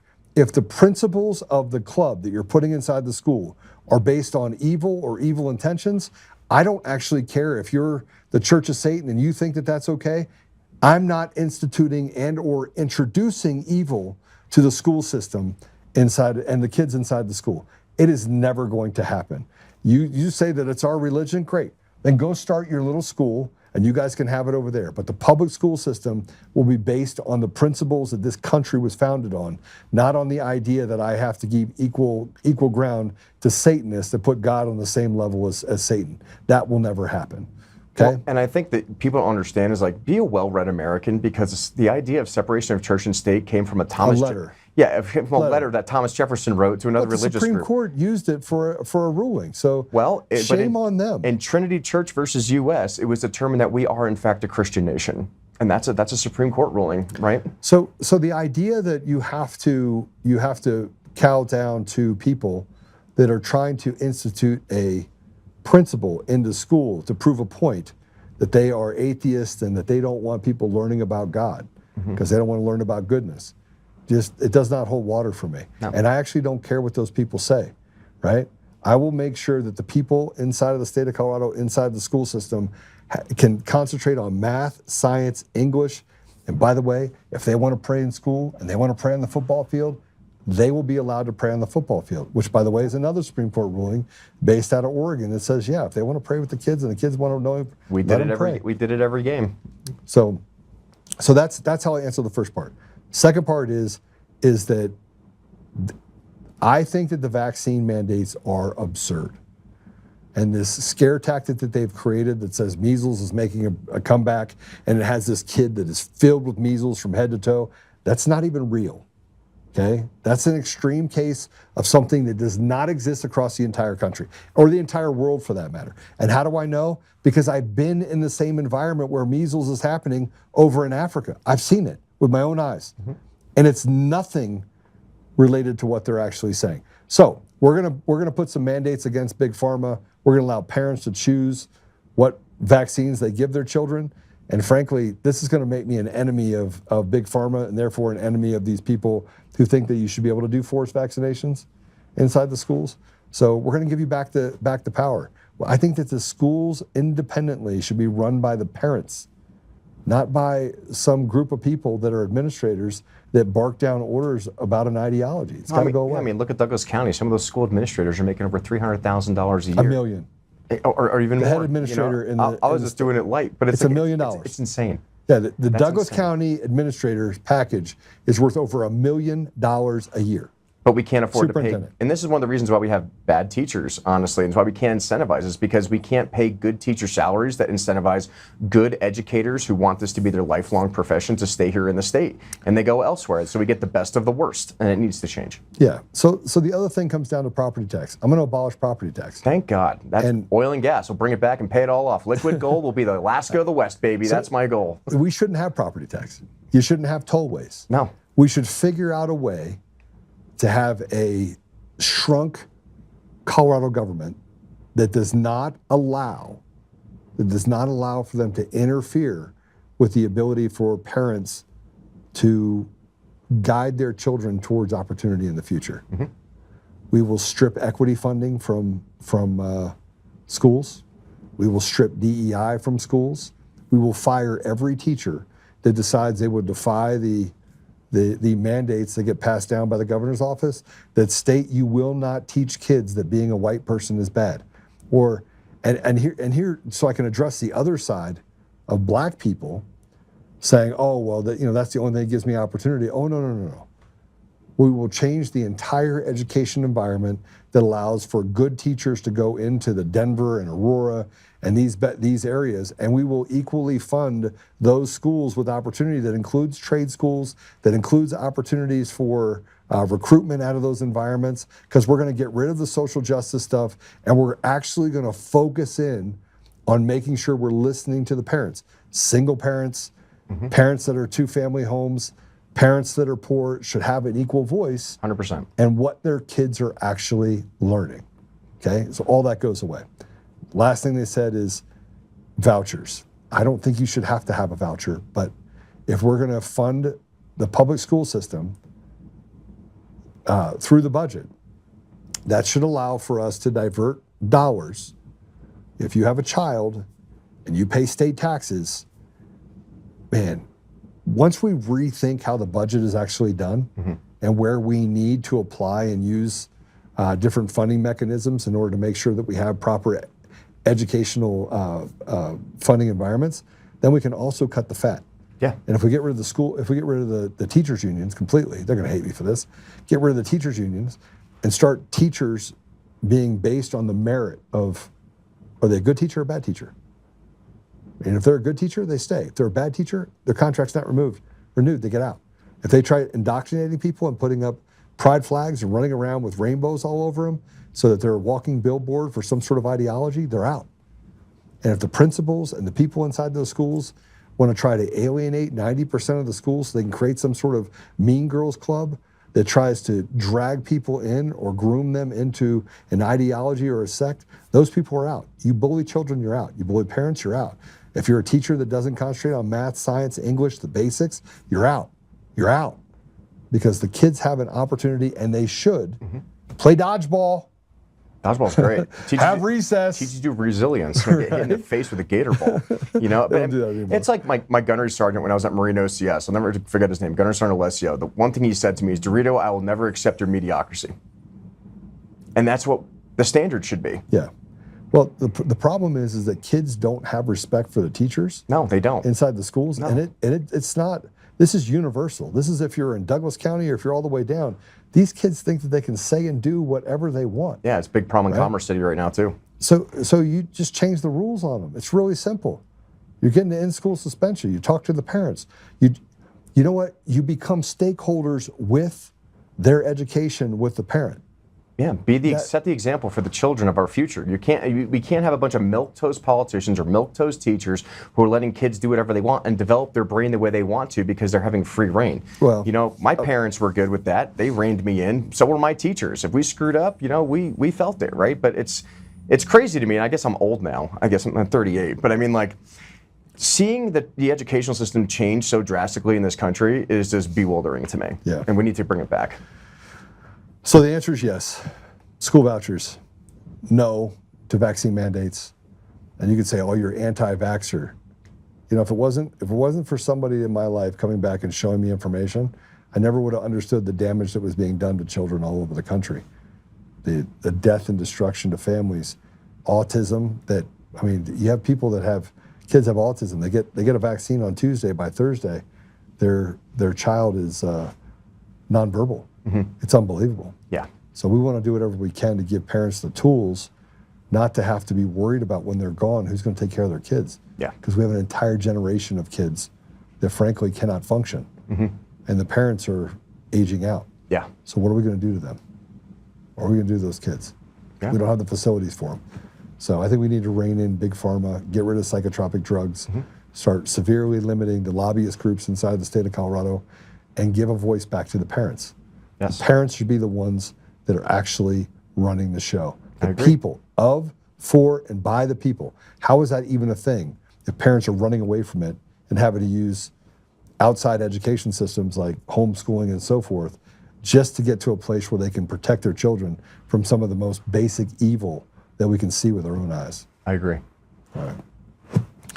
All right, Adam, I don't know if you want to do this, but we usually pray it out at the end. Do you want to pray out at the end, or you want me to pray it out? I'm an unapologetic conservative Catholic. Let's All go. right, so I want to hand it over to Adam. Adam, thanks for showing up. I appreciate you. I know I kind of held you hostage. I told you better ask for President Trump's endorsement, and we talked about a bunch of cool things here. Yeah. But I do want to tell you guys all, Apple Podcasts, Google Podcasts, Spotify, Pandora, iHeartRadio, TuneIn, and more. Make sure you give us a 5-star review. Leave the thumbs up on your way out, and follow Adam. Adam, tell them really quick how they can go support you. Yeah, Instagram is adam.DeRito2010, and please visit DeRito for Congress, DERITO for Congress.com. Support me. I'm not supported by Big Pharma or special interest groups, and we're going to need the grassroots effort to remove Gabe Evans from office and take back CD8. All right, awesome. Ready to pray us out? Yeah, I am. All right. Holy Father, thank you so much for allowing us to speak our minds and in your truth, absolutely, in your Son's good name. Without you and your guidance, we can not defer evil as much as we can in the state of Colorado. I pray that you allow the people of the state of Colorado to elect the right politicians and the right leaders to give our children a future, to give our state a future, to ensure that we reduce corruption and eliminate evil from your world. In your name, amen. Amen. All right, hey, listen, guys. We'll see you tomorrow. It's great to have you on, Adam. Great for being in the studio. Yeah. I will be out of the studio. I am going to do some training, so I will be out doing stuff tomorrow, but I will be, you'll see me tomorrow, though, on the show. Remember to pray it up, and, oh, no, I'm not done yet. I'm not done yet. I'm not done yet. I need to tell you guys about something that happened. I woke up to this morning. Scott Adams passed away this morning. He left a letter behind that his wife read. If you didn't go through, and if you don't know who Scott Adams is, he's the Dilbert, the Dilbert comics. Very well known. And he fought cancer. He fought bravely for a long time. And but he read this letter, and I think we should read this letter. Scott was a good man. He stood side by side with President Trump. He was a Democrat, but he was a guy that understood what President Trump was trying to accomplish. And this is, so I'm not going to come back after this. I'm going to play this, and then we'll go straight to my song. And tomorrow we'll have a list of events that I'm going to be at, so we can keep you informed so you can be there, right? And that Adam will be at as well, because he's at one of them for me. Yeah, and I'll actually be at the Copper Rail tonight in Brighton for people who want to go meet up. Awesome. All right, so check this out. This is Shelley Miles reading Scott's final letter. And just before he was scheduled to go on the show this morning, he passed away. He didn't make it, but he had these words. Let's play it. Hi, everyone. Unfortunately, this isn't good news. Of course, he waited till just before the show started, but he's not with us right anymore. I'm going to try to get through this. He has a final message that he wanted to say, so I'm going to try to read it, trying to be strong. If you are reading this, things did not go well for me. I have a few things to say before I go. My body failed before my brain. I am of sound mind as I write this January 1st, 2026.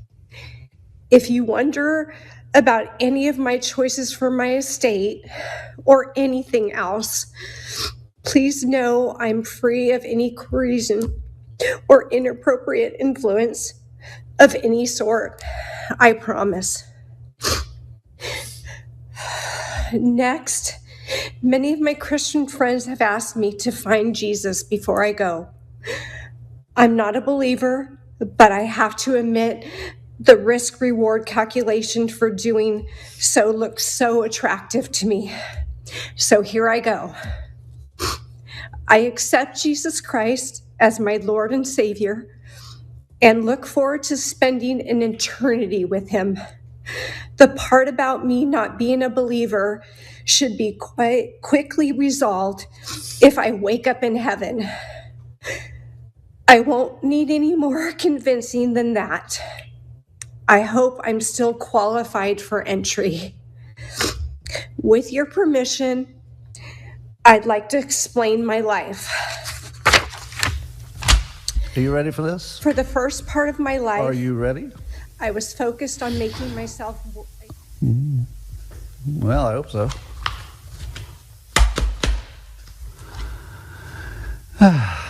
Good morning, everybody, and welcome to Coffee with Scott Adams, the best thing that ever happened to you.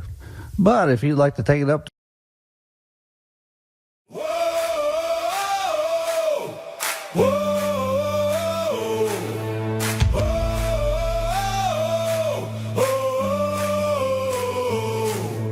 Rising from the fight for the forgotten and the free, exposing rigged machines, Kuma's lies, Dominion's deceit, pays a grand each day, shielding truth from corrupt halls, but he won't back down, standing tall through it all. Bart and Tina Peters break the chains that bind her tight, hand count votes and one day bring the fraud to light. No more mailing scams, no machines to steal the night, restore the people's voice, make Colorado right. Governor Oltmann, lead us bold and true, badass for the have-nots, fighting through and through. Abolish property tax, cut the tolls away, shrink the bloated state, let the people have their say. Governor, it's our rally call, truth and freedom rise and watch the tyrants fall. Untamed Colorado, strong and proud, we'll be one man for the people, set our great state free. Help the single moms, bring back trade school strong, opportunity for youth, where the brave belong. Audit every NGO, ban the wolves that roam, reclaim our stolen land, bring the power home. Eric Kuma's fraud, Dominion's rigged design, expose the stolen votes, cross the dangerous line. No more victimhood, no chains on you and me. He's running for governor for real liberty. Smash the fraud machine, pardon heroes jailed for the have-nots. Rising truth will never fail. One warrior defies the corrupt elite.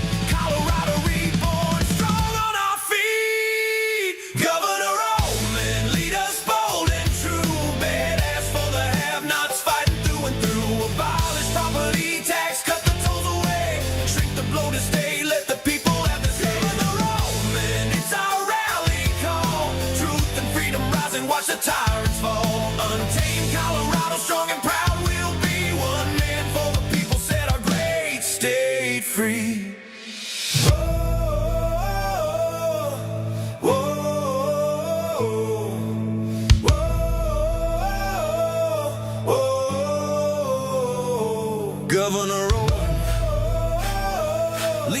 bold and true.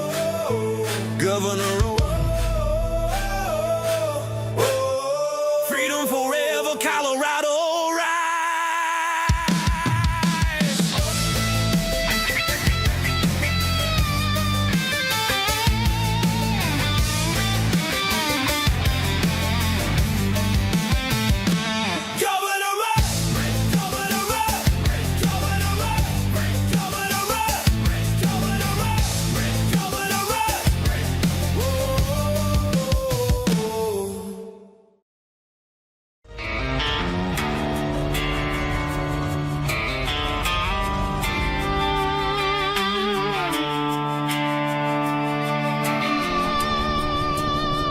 Rise up untamed in the heart of the fire where the wild ones roam. Joe Oltmann's calling, bringing truth back home. From conservative daily to this untamed fire, we shatter the silence, lifting spirits higher. No chains can hold us, no lies can prevail. Authentic and fearless on this rugged trail. Patriots gather under stars and stripes. Untamed nation, igniting the night. Untamed nation, let the truth roll out in this land of the free. Standing proud from sea to shining sea, we won't back down. Catch the fire, wear the crown. Untamed nation, it's our battle song, motivating hearts where the brave belong. Yeah, untamed and wild, forever strong. Play it again all night long.